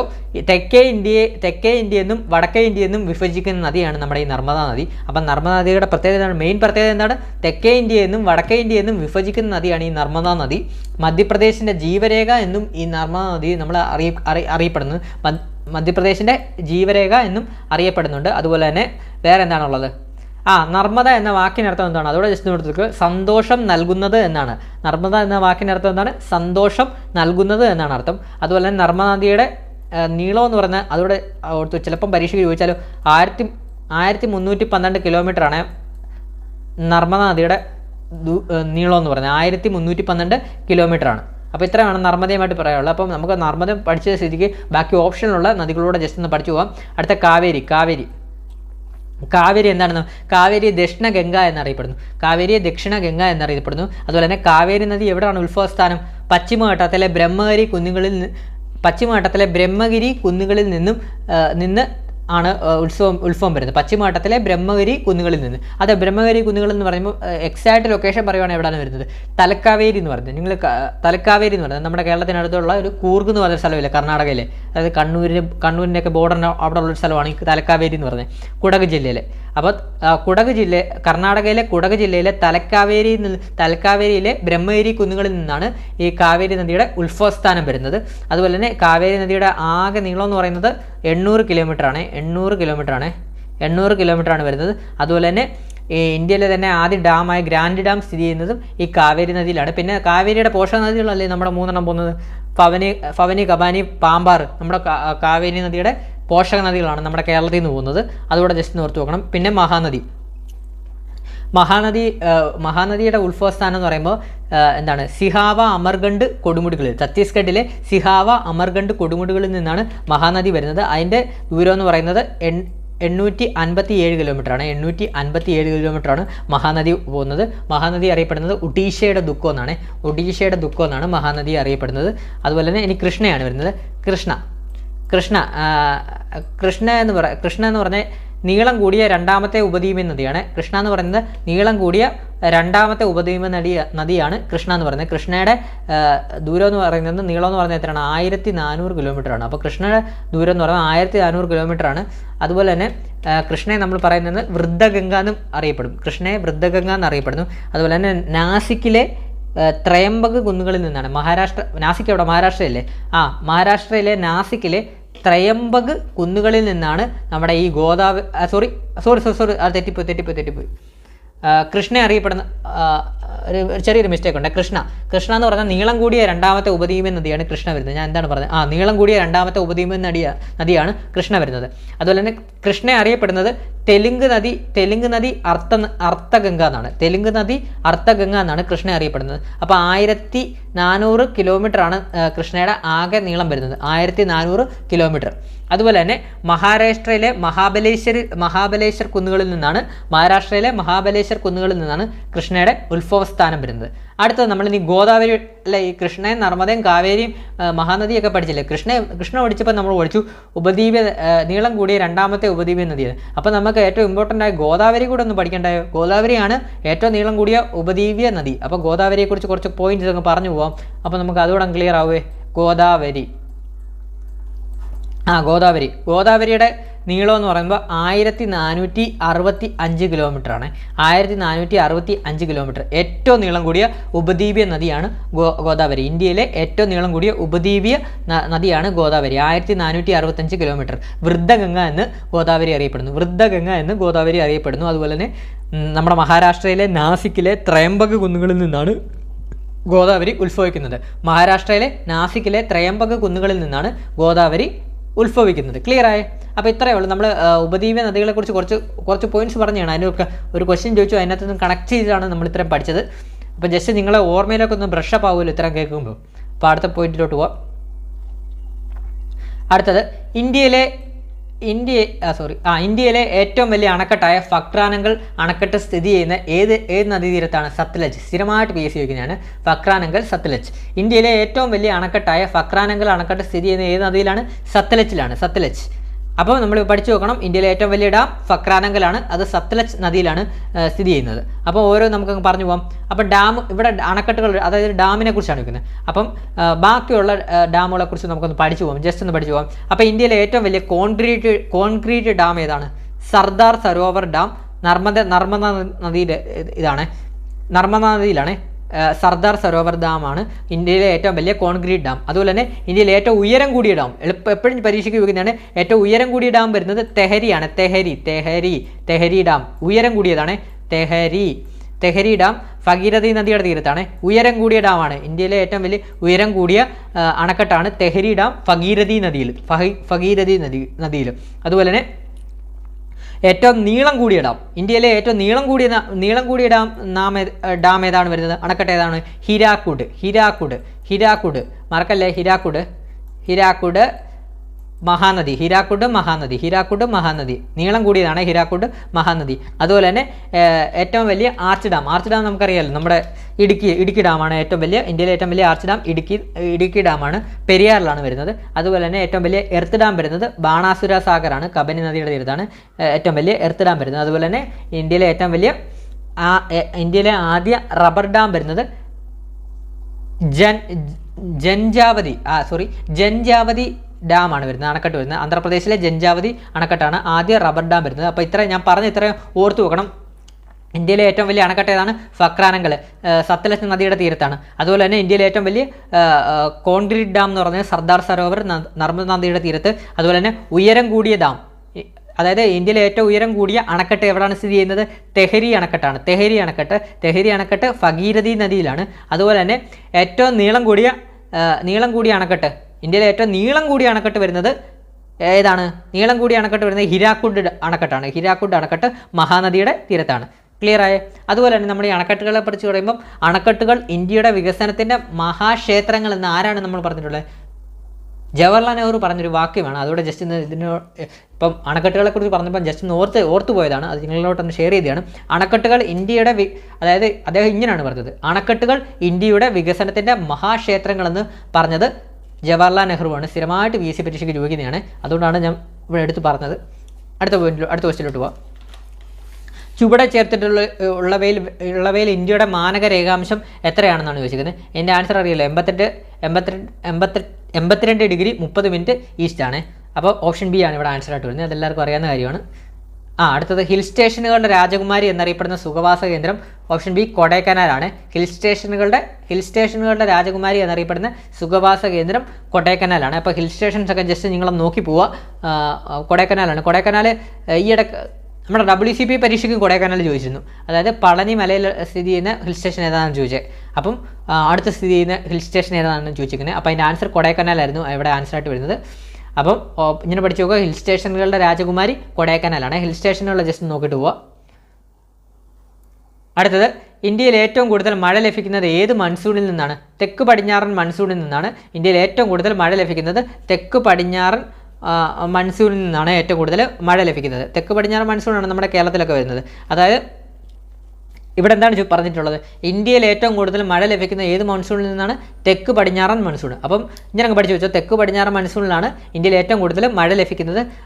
തെക്ക് പടിഞ്ഞാറൻ മൺസൂണാണ് നമ്മുടെ കേരളത്തിലുമൊക്കെ മഴ കൂടുതൽ ലഭിക്കുന്ന ആ കാലഘട്ടത്തിലാണ്. അപ്പം നിങ്ങൾ ഓർക്കും തെക്ക് പടിഞ്ഞാറൻ മൺസൂൺ, അപ്പം ഇന്ത്യ മൊത്തം എങ്ങനെ മഴ കിട്ടുന്നത്, കേരളത്തിൽ നിന്നല്ലേ? അങ്ങനെയല്ല, തെക്ക് പടിഞ്ഞാറൻ മൺസൂൺ രണ്ട് ശാഖകളായിട്ട് തിരിയുന്നുണ്ട്. ബംഗാൾ ഉൾക്കടൽ ശാഖയായിട്ടും പോകുന്നുണ്ട്, അതുപോലെ തന്നെ അറബിക്കടൽ ശാഖയായിട്ടും പോകുന്നത്. അറബിക്കടൽ ശാഖയാണ് നമ്മുടെ ഇതുവഴി വീശുന്നത്, അതുപോലെ തന്നെ മറ്റേ ശാഖയാണ് ബംഗാൾ ഉൾക്കടൽ ശാഖയാണ് അപ്പോൾ അപ്പുറത്ത് നോർത്ത് ഇന്ത്യൻ സൈഡിലൊക്കെ വീശുന്നത് തെക്ക് പടിഞ്ഞാറൻ മൺസൂൺ. അപ്പം ഇന്ത്യയിൽ ഏറ്റവും കൂടുതൽ മഴ ലഭിക്കുന്നത് ഏത് മൺസൂണിൽ നിന്നാണ്? തെക്ക് പടിഞ്ഞാറൻ മൺസൂണാണ്. അതുപോലെ തന്നെ മഴ കൂടുതൽ കിട്ടുന്ന ഇന്ത്യയിലെ പ്രദേശമാണ് മൗസിം റാം. അടുത്ത ക്വസ്റ്റ്യൻ, പരുത്തി, കരിമ്പ് തുടങ്ങിയ വിളകൾ ഏറ്റവും അനുയോജ്യമായ മണ്ണ് ഏത്? പരുത്തി, കരിമ്പ് തുടങ്ങിയ വിളകൾക്ക് ഏറ്റവും അനുയോജ്യമായ മണ്ണ് കറുത്ത മണ്ണാണ്. അപ്പോൾ പരുത്തി, കരിമ്പ് തുടങ്ങിയ വിളകൾക്ക് ഏറ്റവും അനുയോജ്യമായ മണ്ണ് കറുത്ത മണ്ണാണ്. അപ്പോൾ കറുത്ത മണ്ണ് എന്താണ് വരുന്നത്? അപ്പോൾ അത് ജസ്റ്റ് നമുക്ക് കറുത്ത മണ്ണിനെ കുറിച്ച് നമുക്ക് കുറച്ച് പോയിന്റ്സ് അങ്ങ് പഠിച്ചു പോകാം. കറുത്ത മണ്ണ് എന്താണ് വരുന്നത്? കറുത്ത മണ്ണ് വരുന്നത് ഡെക്കാൻ പീഠഭൂമി, വിന്ധ്യ, സത്പുര, മാൾവ പീഠഭൂമിയിലാണ് ഈ കറുത്ത മണ്ണ് വരുന്നത്. അതുപോലെ തന്നെ ആൻസർ ബി ആണ്. അതുപോലെ തന്നെ ഈ കറുത്ത മണ്ണ് വരുന്നത് അഗ്നിപർവ്വത അവശിഷ്ടങ്ങളുടെയും ലാവയുടെയും പ്രഭാവത്തിൽ ഉണ്ടാകുന്ന മണ്ണാണ് ഈ കറുത്ത മണ്ണ് എന്ന് പറയുന്നത്. അതുപോലെ തന്നെ ഈ കറുത്ത മണ്ണ് വേറെ കുറേ പേരുകൾ പറയാലോ. എന്താണ് പറയുന്നത്? ചെർണോസം എന്ന് പറയും. വേറെ എന്താണ് പറയുന്നത്? റിഗർ മണ്ണെന്ന് പറയും. ചെർണോസം എന്ന് പറയും, റിഗർ മണ്ണെന്നും നമ്മുടെ ഈ കറുത്ത മണ്ണിനെ പറയും. അതുപോലെ തന്നെ ഞാൻ ഓൾറെഡി പറഞ്ഞല്ലോ, കരിമ്പ്, പരുത്തി, ജോവറൊക്കെ കറുത്ത മണ്ണിൽ കൃഷി ചെയ്യാൻ നല്ല ഇതാണ്. അതുപോലെ തന്നെ ഈ കറുത്ത മണ്ണിന് ഈർപ്പമുള്ള മണ്ണാണ്, ഈർപ്പമുള്ള മരുന്ന്. അത് കേൾക്കുമ്പോഴല്ലേ കരിമ്പ് നമ്മൾ കരിമ്പ് കഴിക്കുമ്പോൾ എങ്ങനെയാണ്? അതിനകത്തൊരു വെള്ളത്തിൻ്റെ അംശമില്ലേ? അപ്പോൾ ഓർത്ത് വെച്ചോ, കരിമ്പ് അവിടെ വിളയണമെന്നുണ്ടെങ്കിൽ കറുത്ത മണ്ണിൽ ഈർപ്പം കൂടുതലായിരിക്കും. അപ്പോൾ ഈർപ്പം കൂടുതലുള്ള മണ്ണും കറുത്ത മണ്ണാണ്. അപ്പോൾ കറുത്ത മണ്ണ് പഠിച്ച സ്ഥിതിക്ക് ബാക്കി ഓപ്ഷനിലുള്ള മണ്ണോട് അങ്ങ് പഠിച്ചങ്ങ് പോകും. എക്കൽ മണ്ണ്, ബാക്കിയുള്ള മണ്ണ് എക്കൽ മണ്ണ്. അപ്പോൾ എക്കൽ മണ്ണ് എന്തോ നോക്കാം. എക്കൽ മണ്ണ് എന്താണ്? നമ്മുടെ ഇന്ത്യയിൽ ഏറ്റവും കൂടുതലുള്ള മണ്ണാണ് ഈ എക്കൽ മണ്ണ് എന്ന് പറയുന്നത്. എക്കൽ മണ്ണ് എന്ന് പറയുന്നത് അത് ഉത്തരേന്ത്യൻ സമതലങ്ങളിലാണ് എക്കൽ മണ്ണ് വരുന്നത്. ഉത്തരേന്ത്യൻ സമതലങ്ങളിലാണ് എക്കൽ മണ്ണ് കൂടുതലായിട്ടും കാണപ്പെടുന്നത്. സിന്ധു, ഗംഗ, ബ്രഹ്മപുത്ര ഈ നദികളുടെയൊക്കെ നിക്ഷേപം കൂടുതൽ വരുന്നത് എക്കൽ മണ്ണിലാണ് വരുന്നത്. അതുപോലെ തന്നെ ഉയർന്ന ഫലപുഷ്ടിയുള്ള മണ്ണാണ് ഈ എക്കൽ മണ്ണ് എന്ന് പറയുന്നത്. ഉയർന്ന ഫലപുഷ്ടിയുള്ള മണ്ണാണ്. അതുപോലെ അവിടെ തന്നെ അതല്ലേ, നിങ്ങൾ നോർത്ത് ഇന്ത്യയിലെ കൃഷികൾ നോക്കിയാൽ മതി, അവിടെ കൂടുതലും ഗോതമ്പ്, ധാന്യവിളകൾ, നെല്ലൊക്കെ കൂടുതൽ അവിടെ ഉൽപ്പാദിപ്പിക്കുന്നില്ലേ? അപ്പോൾ അത് ഓർത്താൽ മതി. സിന്ധു, ഗംഗ, ബ്രഹ്മപുത്ര നദികളുടെയൊക്കെ നിക്ഷേപം കൂടുതലായിട്ടാണ് എക്കൽ മണ്ണ് അത്ര ഫലപുഷ്ടി വരുന്നത്. അതുകൊണ്ടാണ് ഇങ്ങനെയൊക്കെ നോർത്ത് ഇന്ത്യയിലൊക്കെ കൂടുതലും കൃഷി, അതായത് ഗോതമ്പ് കൃഷിയൊക്കെ കൂടുതലും നടക്കാൻ സാധ്യതയുള്ളൂ. അപ്പോൾ അങ്ങനെയൊക്കെ വെച്ചൊന്ന് കണക്ട് ചെയ്ത് പഠിക്കുക. ഇന്ത്യയിൽ ഏറ്റവും കൂടുതലുള്ള മണ്ണ് എക്കൽ മണ്ണാണ്. അടുത്ത ഏതാ? ചെമ്മണ്ണ്. ചെമ്മണ്ണ് എന്താണ്? ചുവന്ന മണ്ണല്ലേ ചെമ്മണ്ണ്? ചെമ്മണ്ണെന്ന് പറയുന്നത് ചുവന്ന മണ്ണെന്നാണ് ഉദ്ദേശിക്കുന്നത്. അതായത് കായാന്തരിക ശിലകളും പരൽ രൂപത്തിലുള്ള ശിലകളും പൊടിഞ്ഞുണ്ടാകുന്ന മണ്ണാണ് ഈ ചെമ്മണ്ണ് എന്ന് പറയുന്നത്. ചെമ്മണ്ണ് എന്ന് പറയുന്നത് ചുവപ്പ് നിറത്തിന് കാരണം എന്താ? ചെമ്മണ്ണിൻ്റെ ചുവപ്പ് നിറത്തിന് കാരണം എന്താ? PSC ചോദിച്ചിട്ടുള്ളതാണ് previous. ചെമ്മണ്ണിൻ്റെ ചുവപ്പ് നിറത്തിന് കാരണം എന്താണ്? അയൺ ഓക്സൈഡിൻ്റെ സാന്നിധ്യമാണ്. അപ്പോൾ പഠിച്ചു വെച്ചോ, അയൺ ഓക്സൈഡിൻ്റെ സാന്നിധ്യമാണ് ചെമ്മണ്ണിന് ചുവപ്പ് നിറം നൽകാൻ കാരണം. അതുപോലെ തന്നെ ഫലപുഷ്ടി കുറവുള്ള മണ്ണാണ് ഈ ചെമ്മണ്ണ് എന്ന് പറയുന്നത്. ഫലപുഷ്ടി കുറവുള്ള മണ്ണാണ്. അതുപോലെ തന്നെ നമ്മുടെ ഈ ചെമ്മണ്ണ് കാണപ്പെടുന്ന സംസ്ഥാനങ്ങൾ എന്ന് പറഞ്ഞാൽ തമിഴ്നാട്, കർണാടക, ആന്ധ്രാപ്രദേശ്, മഹാരാഷ്ട്രയിലൊക്കെ ഈ ചെമ്മണ്ണുണ്ട്. അതുപോലെ തന്നെ ചെമ്മണ്ണിൽ വിളയുന്ന വിളകളാണ് നെല്ല്, റാഗി, പച്ചക്കറികൾ, ഉരുളക്കിഴങ്ങ്, നിലക്കടലയൊക്കെ ആണല്ലോ. പച്ചക്കറികളൊക്കെ കൂടുതലും തമിഴ്നാട്, ആന്ധ്രാപ്രദേശിൽ നിന്നൊക്കെ നമുക്ക് ഇവിടെ കേരളത്തിൽ വരുന്നത്. അങ്ങനെ ഓർത്ത് വെച്ചു, ചെമ്മണ്ണ് കൃഷി ചെയ്യുന്നതാണ്, പച്ചക്കറികളൊക്കെ കൂടുതലായിട്ട് കൃഷി ചെയ്യുന്ന മണ്ണാണ്. അടുത്തത് ലാറ്ററൈറ്റ് മണ്ണാണ് നമ്മുടെ കേരളത്തിൽ ഏറ്റവും കൂടുതലുള്ള മണ്ണ്. ലാറ്ററൈറ്റ് മണ്ണ്, ചെങ്കൽ മണ്ണ്. അതായത് നമ്മുടെ മൺസൂൺ മേഖലയിലൊക്കെ കൂടുതലും കാണപ്പെടുന്ന മണ്ണാണ് ഈ ലാറ്ററൈറ്റ് മണ്ണ് എന്ന് പറയുന്നത്. മൺസൂൺ മേഖലയിലൊക്കെ കൂടുതൽ കാണപ്പെടുന്നത്. അതുപോലെ തന്നെ തേയില, കാപ്പി, റബ്ബർ നമ്മുടെ കേരളത്തിലുണ്ടെന്ന് പറഞ്ഞുകൊണ്ടല്ലേ. അപ്പോൾ ഓർത്ത് വെച്ചോ, തേയില, കാപ്പി, റബ്ബർ, കശുവണ്ടി, തെങ്ങ്, മരച്ചീനി. അപ്പോൾ ഇതെല്ലാം നമ്മുടെ കേരളത്തിൽ വിളയുന്ന വിളകളാണ്. അതായത് ലാറ്ററൈറ്റ് മണ്ണ്, കേരളത്തിൽ ഏറ്റവും കൂടുതലുള്ള മണ്ണ് ലാറ്ററൈറ്റ് മണ്ണാണ്. അവിടെ വിളയുന്ന വിളകൾ ഏതൊക്കെയാണ്? തേയില, കാപ്പി, റബ്ബർ, കശുവണ്ടി, തെങ്ങ്, മരച്ചീനി. അപ്പോൾ പെട്ടെന്ന് തന്നെ കണക്ട് ചെയ്യാൻ മരച്ചീനി എന്ന് പറയുന്നത്. പിന്നെ നമുക്ക് ഇന്ത്യയിലെ മണ്ണുകളെക്കുറിച്ച് പറയുവാണെങ്കിൽ 2 മണ്ണൂടെ വരുന്നുണ്ട്. ഒന്ന് പർവ്വത മണ്ണും ഒന്ന് മരുഭൂമി മണ്ണും. പർവ്വത മണ്ണെന്ന് പറയുമ്പോൾ നമ്മുടെ ട്രാൻസ് ഹിമാലയം മരനിരകളും പർവ്വതങ്ങളിലും വനപ്രദേശങ്ങളിലും ഒക്കെ കാണപ്പെടുന്ന മണ്ണാണ് ഈ പർവ്വത മണ്ണെന്ന് പറയുന്നത്. ജൈവാംശം ഏറ്റവും കൂടുതലുള്ള മണ്ണാണ് ഈ പർവ്വത മണ്ണെന്ന് പറയുന്നത്. ജസ്റ്റ് നോർത്തിന്നാൽ മതി. പർവ്വത മണ്ണിൽ വിളയുന്ന വിളകളാണ് തേയില, കാപ്പി, സുഗന്ധവ്യഞ്ജനങ്ങൾ, അതുപോലെ തന്നെ ആപ്പിൾ, ആപ്രിക്കോട്ട് ഒക്കെ ആണ്. ഹിമാലയ മേഖലയിലൊക്കെ ആപ്പിളും ആപ്രിക്കോട്ടൊക്കെ. പിന്നെ നമ്മുടെ ഈ ഈ പർവ്വതമായിട്ടുള്ള നമ്മുടെ ഈ ഊട്ടി അങ്ങനെയുള്ള ഇതിൻ്റെ ഹിൽ സ്റ്റേഷനൊക്കെ ഇല്ലേ, അവിടെ തേയില കാപ്പിയൊക്കെ വിളയത്തില്ലേ, സുഗന്ധ വ്യഞ്ജനങ്ങൾ അന്നങ്ങനെ ഓർത്ത് വെച്ചോ. പർവ്വത മണ്ണ് ഓർത്ത് വെച്ചോ. ജൈവാംശം കൂടുതൽ പർവ്വത മണ്ണിനാണ് ഏറ്റവും കൂടുതലുള്ളത്. പിന്നെ ഒരു മണ്ണെന്ന് പറയുമ്പോൾ മരുഭൂമി മണ്ണാണ്. മരുഭൂമി മണ്ണെന്ന് പറയുമ്പോൾ പ്രത്യേകിച്ച് പറയണ്ടല്ലോ, എവിടെയാണ് മരുഭൂമിയിലുള്ള മണ്ണാണ്. അതായത് ജൈവാംശം വളരെ കുറവായിരിക്കും മരുഭൂമി മണ്ണിന്. കാരണം ജലത്തിൻ്റെ അളവ് വളരെ കുറവാണ് മരുഭൂമിയിൽ നിങ്ങൾക്കറിയാമല്ലോ, മരുഭൂമിയിൽ ചൂടുള്ള സ്ഥലമാണ്, അത് ജലത്തിൻ്റെ അളവ് വളരെ കുറവാണ്. അതുകൊണ്ട് തന്നെ അവിടെ ജലാംശം കുറവുള്ളത് കൊണ്ട് തന്നെ ജൈവാംശവും കുറയുന്നു. അവിടെ മരുഭൂമിയിൽ അങ്ങനെയുള്ള രാജസ്ഥാനിലൊക്കെ വിളയുന്ന, ഉദാഹരണം പറയുകയാണ്, രാജസ്ഥാൻ അങ്ങനെയുള്ള സ്ഥലങ്ങളിലൊക്കെ വിളയുന്നത് ഏതാണ്? ചോളം, ജോവർ, ബജ്ര. അവരൊക്കെ കൂടുതലും ചോളം, ജോവർ, ബജ്രയൊക്കെ അല്ലേ അവിടെ കൂടുതലും കൃഷി ചെയ്യുന്നത്. അങ്ങനെ ഓർത്ത് നോക്കുക. പിന്നെ ഈ മണ്ണുകളെക്കുറിച്ച് വന്നപ്പോൾ മണ്ണിനെ പറ്റി പഠിക്കുന്ന പഠനശാലയ്ക്ക് പറയുന്ന പേരെന്തോ? പെറ്റോളജി. അത് ഓർത്ത് വെക്കണേ. ഇതിനോട് അങ്ങ് ഓർത്ത് വെച്ചാൽ ഓർത്തപ്പം പറഞ്ഞാണ് പെറ്റോളജി എന്താണ്? മണ്ണുകളെക്കുറിച്ച് പഠിക്കുന്ന പഠനശാലയ്ക്ക് പറയുന്ന പേരാണ് പെറ്റോളജി. മറക്കല്ലേ, പെറ്റോളജി സ്ഥിരം പരീക്ഷയ്ക്ക് ചോദിക്കുന്നതാണ് ഈ പെറ്റോളജിയൊക്കെ. പെറ്റോളജി എന്ന് പറയുമ്പോൾ മണ്ണിനെക്കുറിച്ച് പഠിക്കുന്ന പഠനശാഖയ്ക്ക് പറയുന്ന പേരാണ് പെറ്റോളജി. മറക്കല്ലേ. അടുത്ത ക്വസ്റ്റ്യനിലോട്ട് പോവാം. അടുത്തത് Visvesvaraya iron and steel works limited സ്ഥിതി ചെയ്യുന്നത് എവിടെയാണ്? Visvesvaraya iron and steel works limited സ്ഥിതി ചെയ്യുന്നത് കർണാടകയിലാണ്. ആൻസർ ഓൾറെഡി തന്നിട്ടുണ്ട്. ഓപ്ഷൻ സി കർണാടകയിലാണ് വരുന്നത്. അപ്പം ഈ Visvesvaraya iron and steel works limited എന്ന് പറഞ്ഞാൽ എന്താണ്? പൊതുമേഖലയിലെ ആദ്യ ഇരുമ്പുരുക്ക് ശാലയാണ്. പൊതുമേഖലയിലെ ആദ്യ ഇരുമ്പുരുക്ക് ശാലയാണ് ഈ കർണാടകയിലെ Visvesvaraya iron steel works limited എന്ന് പറഞ്ഞത്. Iron and steel works limited എന്ന് പറയുന്നത് കർണാടകയിലല്ല, ഇന്ത്യയിലെ തന്നെ പൊതുമേഖലയിലെ ആദ്യ ഇരുമ്പുരുക്ക് ശാലയാണ്. അത് എക്സാക്ട് ലൊക്കേഷൻ എന്ന് പറയുമ്പം വിശ്വേശ്വരയ്യ അയൺ ആൻഡ് സ്റ്റീൽ ലിമിറ്റഡിൻ്റെ എക്സാക്ട് ലൊക്കേഷൻ എന്ന് പറയുമ്പോൾ ഭദ്രാവതിയാണ് വരുന്നത്. ഭദ്രാവതി കർണാടക പൊതുമേഖലയിലെ ആദ്യ ഇരുമ്പുരുക്ക് ശാലയാണ്. പഠിച്ചു വെച്ചോണേ. അത് ഇതിൻ്റെ കൂടെ തന്നെ പഠിച്ചു വെച്ചോ. ദുർഗാപൂർ ഇരുമ്പുരുക്ക് ശാല വരുന്നത് പശ്ചിമ ബംഗാളിലാണ്. അതിന് സഹകരണം നൽകുന്ന രാജ്യം എന്ന് പറഞ്ഞാൽ ബ്രിട്ടനാണ്. അപ്പോൾ ഇതൊക്കെ സ്ഥിരം ബേസ് പരീക്ഷ ചോദിക്കുന്നതാണ്. ദുർഗാപൂർ ഇരുമ്പുരുക്ക് ശാലയ്ക്ക് സഹകരണം നൽകുന്ന രാജ്യം ഏതാണ്? ബ്രിട്ടൻ. അത് സ്ഥിതി ചെയ്യുന്നത് പശ്ചിമ ബംഗാൾ. അടുത്തത് റൂർക്കേല ഇരുമ്പുരുക്ക് ശാല വരുന്നത്, അതിന് സഹകരണം നൽകുന്ന രാജ്യം ഏതാണ്? ജർമ്മനി. സഹകരണം നൽകുന്ന ജർമ്മനി. റൂർക്കേല ജർമ്മനിയാണ് വരുന്നത്. ജർമ്മനി അത് സ്ഥിതി ചെയ്യുന്നത് ഒഡീഷയിലാണ്. റൂർക്കേല ഇരുമ്പുരുക്ക് ശാല ഒഡീഷയിലാണ് സ്ഥിതി ചെയ്യുന്നത്. അതുപോലെ തന്നെ ഫിലായ് ഇരുമ്പുരുക്ക് ശാല ഛത്തീസ്ഗഡ്. സഹകരണം നൽകുന്ന രാജ്യം റഷ്യയാണ്. അതുപോലെ തന്നെ ബൊക്കാറോ ഇരുമ്പുരുക്ക് ശാല സ്ഥിതി ചെയ്യുന്നത് ജാർഖണ്ഡ്. അതിന് സഹകരണം നൽകുന്നത് റഷ്യ. അപ്പോൾ ഇത്ര ഓർത്ത് വെച്ചാൽ ദുർഗാപൂർ പശ്ചിമ ബംഗാൾ സ്ഥിതി ചെയ്യുന്നു. അതുപോലെ തന്നെ സഹകരണം ബ്രിട്ടനാണ് നൽകുന്നത്. അതുപോലെ തന്നെ റൂർക്കേല ഒഡീഷയിൽ സ്ഥിതി ചെയ്യുന്നു, ജർമ്മനി സഹകരിക്കുന്നു. ഫിലായ് ഛത്തീസ്ഗഡിൽ സ്ഥിതി ചെയ്യുന്നു, റഷ്യ സഹകരിക്കുന്നു. ബൊക്കാറോ ജാർഖണ്ഡിൽ സ്ഥിതി ചെയ്യുന്നു, റഷ്യ സഹായിക്കുന്നു. ജസ്റ്റ് ഒന്ന് പഠിച്ചു വെച്ചോണം. ഇത് സ്ഥിരമായിട്ട് PSC പരീക്ഷയ്ക്ക് ചോദിക്കുന്നതാണ്. അതുകൊണ്ടാണ് ഞാൻ എടുത്തെടുത്ത് പറഞ്ഞത്, ഇതിനോട് തന്നെ കണക്ട് ചെയ്ത് പറഞ്ഞത്. അടുത്തത് ഇന്ത്യയിലെ ശരത്കാലം അനുഭവപ്പെടുന്ന കാലഘട്ടം ഏതാണ്? അനുഭവപ്പെടുന്ന കാലഘട്ടം ഏതാണ്? ആൻസർ സെപ്റ്റംബർ മുതൽ ഒക്ടോബർ വരെയാണ് ശരത്കാലം എന്ന് പറയുന്നത്. സെപ്റ്റംബർ മുതൽ ഒക്ടോബർ വരെയാണ് ശരത്കാലം, ഇന്ത്യയിലെ ശരത്കാലം എന്ന് പറയുന്നത്. ഇത് എനിക്ക് തോന്നുന്നു കഴിഞ്ഞ LDCക്ക് ചോദിച്ചതെന്ന് തോന്നുന്നു. അപ്പം എന്താണ് ഈ ശരത്കാലം എന്നൊക്കെ പറയുന്നത്? ഇന്ത്യയിലെ ഋതുക്കളാണ് വരുന്നത്. ഈ ശിശിരം, വസന്തം, ഗ്രീഷ്മം, വർഷം, ശരത്ത്, ഹേമന്തം എന്നൊക്കെ പറയുന്നത് ഓരോ കാലങ്ങളാണ്. ഇന്ത്യയിലെ ഋതുക്കളാണ് വരുന്നത്. അപ്പോൾ ഇതൊക്കെ ഏതൊക്കെ മാസങ്ങളിലാണെന്നുള്ളത് ജസ്റ്റ് നമുക്ക് പഠിച്ചങ്ങ് പോവാം. ഇപ്പോൾ തന്നെ അങ്ങ് പഠിച്ചു പോവാം. എൻ്റെ കൂടെ നിങ്ങളങ്ങ് പറഞ്ഞു പോയാൽ മതി, അപ്പം ക്ലിയർ ആവും. അപ്പം നമുക്ക് ജനുവരി അങ്ങ് തുടങ്ങാം. ശിശിരകാലം വരുന്നത് ജനുവരി മുതൽ ഫെബ്രുവരി വരെ. ശിശിരകാലം ജനുവരി മുതൽ ഫെബ്രുവരി വരെ. അത് കഴിഞ്ഞ് വസന്തകാലം വരുന്നത് മാർച്ച് മുതൽ ഏപ്രിൽ വരെ. ഗ്രീഷ്മം വരുന്നത് മെയ് മുതൽ ജൂൺ വരെ. വർഷം വരുന്നത് ജൂലൈ മുതൽ ആഗസ്റ്റ് വരെ. ശരത്കാലം വരുന്നത് സെപ്റ്റംബർ മുതൽ ഒക്ടോബർ വരെ. അതുപോലെ തന്നെ ഹേമന്തം വരുന്നത് നവംബർ മുതൽ ഡിസംബർ വരെ. അപ്പോൾ ഈ ഓർഡർ അനുസരിച്ച് നമുക്ക് പെട്ടെന്ന് പരീക്ഷയ്ക്ക് കിട്ടും. അപ്പോൾ ആദ്യം വരുന്നത് ശിശിരകാലം ജനുവരി മുതൽ ഫെബ്രുവരി വരെ. രണ്ടാമത് വരുന്നത് വസന്തകാലം മാർച്ച് മുതൽ ഏപ്രിൽ വരെ. മൂന്നാമത് വരുന്നത് ഗ്രീഷ്മകാലം മെയ് മുതൽ ജൂൺ വരെ. അടുത്തത് വർഷകാലം ജൂലൈ മുതൽ ആഗസ്റ്റ് വരെ. അതുപോലെ തന്നെ അടുത്തത് നമ്മളിപ്പോൾ പഠിച്ച ശരത്കാലം സെപ്റ്റംബർ മുതൽ ഒക്ടോബർ വരെ. ലാസ്റ്റ് വരുന്നതാണ് ഹേമന്തകാലം നവംബർ മുതൽ ഡിസംബർ വരെ. ഇത്രയും അങ്ങ് പഠിച്ചിരിക്കണേ, പരീക്ഷ ചോദിക്കാൻ ചാൻസ് കൂടുതലുണ്ട്.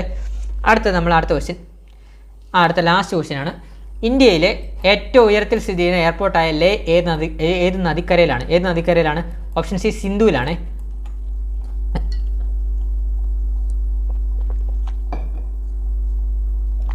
അപ്പോൾ എന്താണ് ഇവിടെ ചോദിച്ചത്? ഇന്ത്യയിലെ ഏറ്റവും ഉയരത്തിൽ സ്ഥിതി ചെയ്യുന്ന എയർപോർട്ട് ഏതാണ്? എയർപോർട്ട് ആയ ലഡാക്കിലാണ് ലേ വരുന്നത്, ലഡാക്ക്. ആ ലേ ഏത് നദിക്കരയിലാണ്? സിന്ധുവിലാണ്, സിന്ധു നദിക്കരയിലാണ് വരുന്നത്.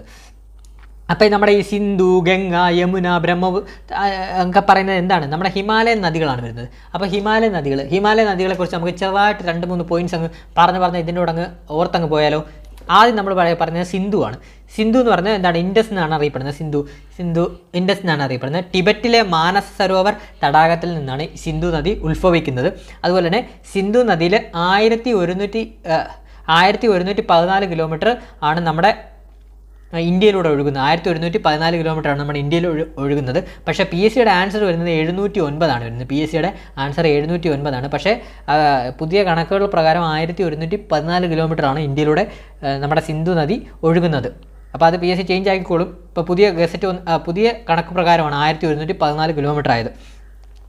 അതുപോലെ തന്നെ ഹിമാലയൻ നദികളിലെ ഏറ്റവും വലിയ നദിയാണ് ഈ സിന്ധു എന്ന് പറഞ്ഞത്. അതുപോലെ തന്നെ നമ്മുടെ ഹിമാലയ എല്ലാ നദികളും അങ്ങ് കിഴക്കോട്ടാണ് പോകുന്നത്. പക്ഷേ ഈ സിന്ധു നദി മാത്രമാണ് അറബിക്കടലിൽ പതിക്കുന്ന ഒരേ ഒരു നദി. ബാക്കിയെല്ലാം ബംഗാൾ ഉൾക്കടലിലാണ് പതിക്കുന്നത്. സിന്ധു നദിയുടെ മാത്രം പ്രത്യേകതയാണ് സിന്ധു നദി മാത്രമാണ് അറബിക്കടലിൽ പതിക്കുന്ന ഒരേ ഒരു ഹിമാലയൻ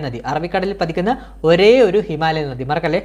അതുപോലെ തന്നെ നമ്മുടെ ഞാൻ പറഞ്ഞല്ലോ 1114 കിലോമീറ്റർ നമ്മുടെ ഇന്ത്യയിലൂടെ ഒഴുകുന്നുള്ളൂ. അപ്പോൾ ബാക്കി ഭാഗങ്ങൾ ഒഴുകുന്നത് പാകിസ്ഥാനിലൂടെയാണ് ഒഴുകുന്നത്. അപ്പം നമ്മുടെ ജമ്മു കാശ്മീർ ആ സൈഡിൽ നിന്ന്, ലേ ലഡാക്ക് സൈഡിൽ നിന്ന് ഇങ്ങനെ നേരെ വന്ന് ഡയറക്റ്റ് പഞ്ചാബ് വഴി അങ്ങ് പാകിസ്ഥാനിലോട്ട് കയറുകയാണ്. ബാക്കി ഇതിൻ്റെ എല്ലാം പാകിസ്ഥാൻ്റെ ജീവരേഖ എന്നാണ് അറിയപ്പെടുന്നത്. അതുപോലെ തന്നെ പാകിസ്ഥാൻ്റെ ദേശീയ നദിയാണ് ഈ സിന്ധു നദി തർക്കം എന്നൊക്കെ കേട്ടിട്ടില്ലേ?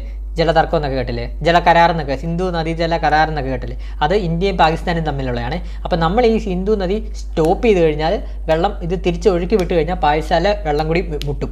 ആ ഒരു ഇഷ്യൂ ഉണ്ട്. അപ്പോൾ അതുകൊണ്ടാണ് നമ്മുടെ ഇതുവഴി വന്ന സിന്ധു നദിയാണ് പാകിസ്ഥാന് മൊത്തം വെള്ളം നൽകുന്നതും അവരുടെ ദേശീയ നദിയും അവരുടെ ജീവരേഖയും ഇതാണ് സിന്ധു നദിയാണ്. അതുപോലെ തന്നെ 2880 കിലോമീറ്ററാണ് പാകിസ്ഥാനിലൂടെ ഈ സിന്ധു നദി ഒഴുകുന്നത്.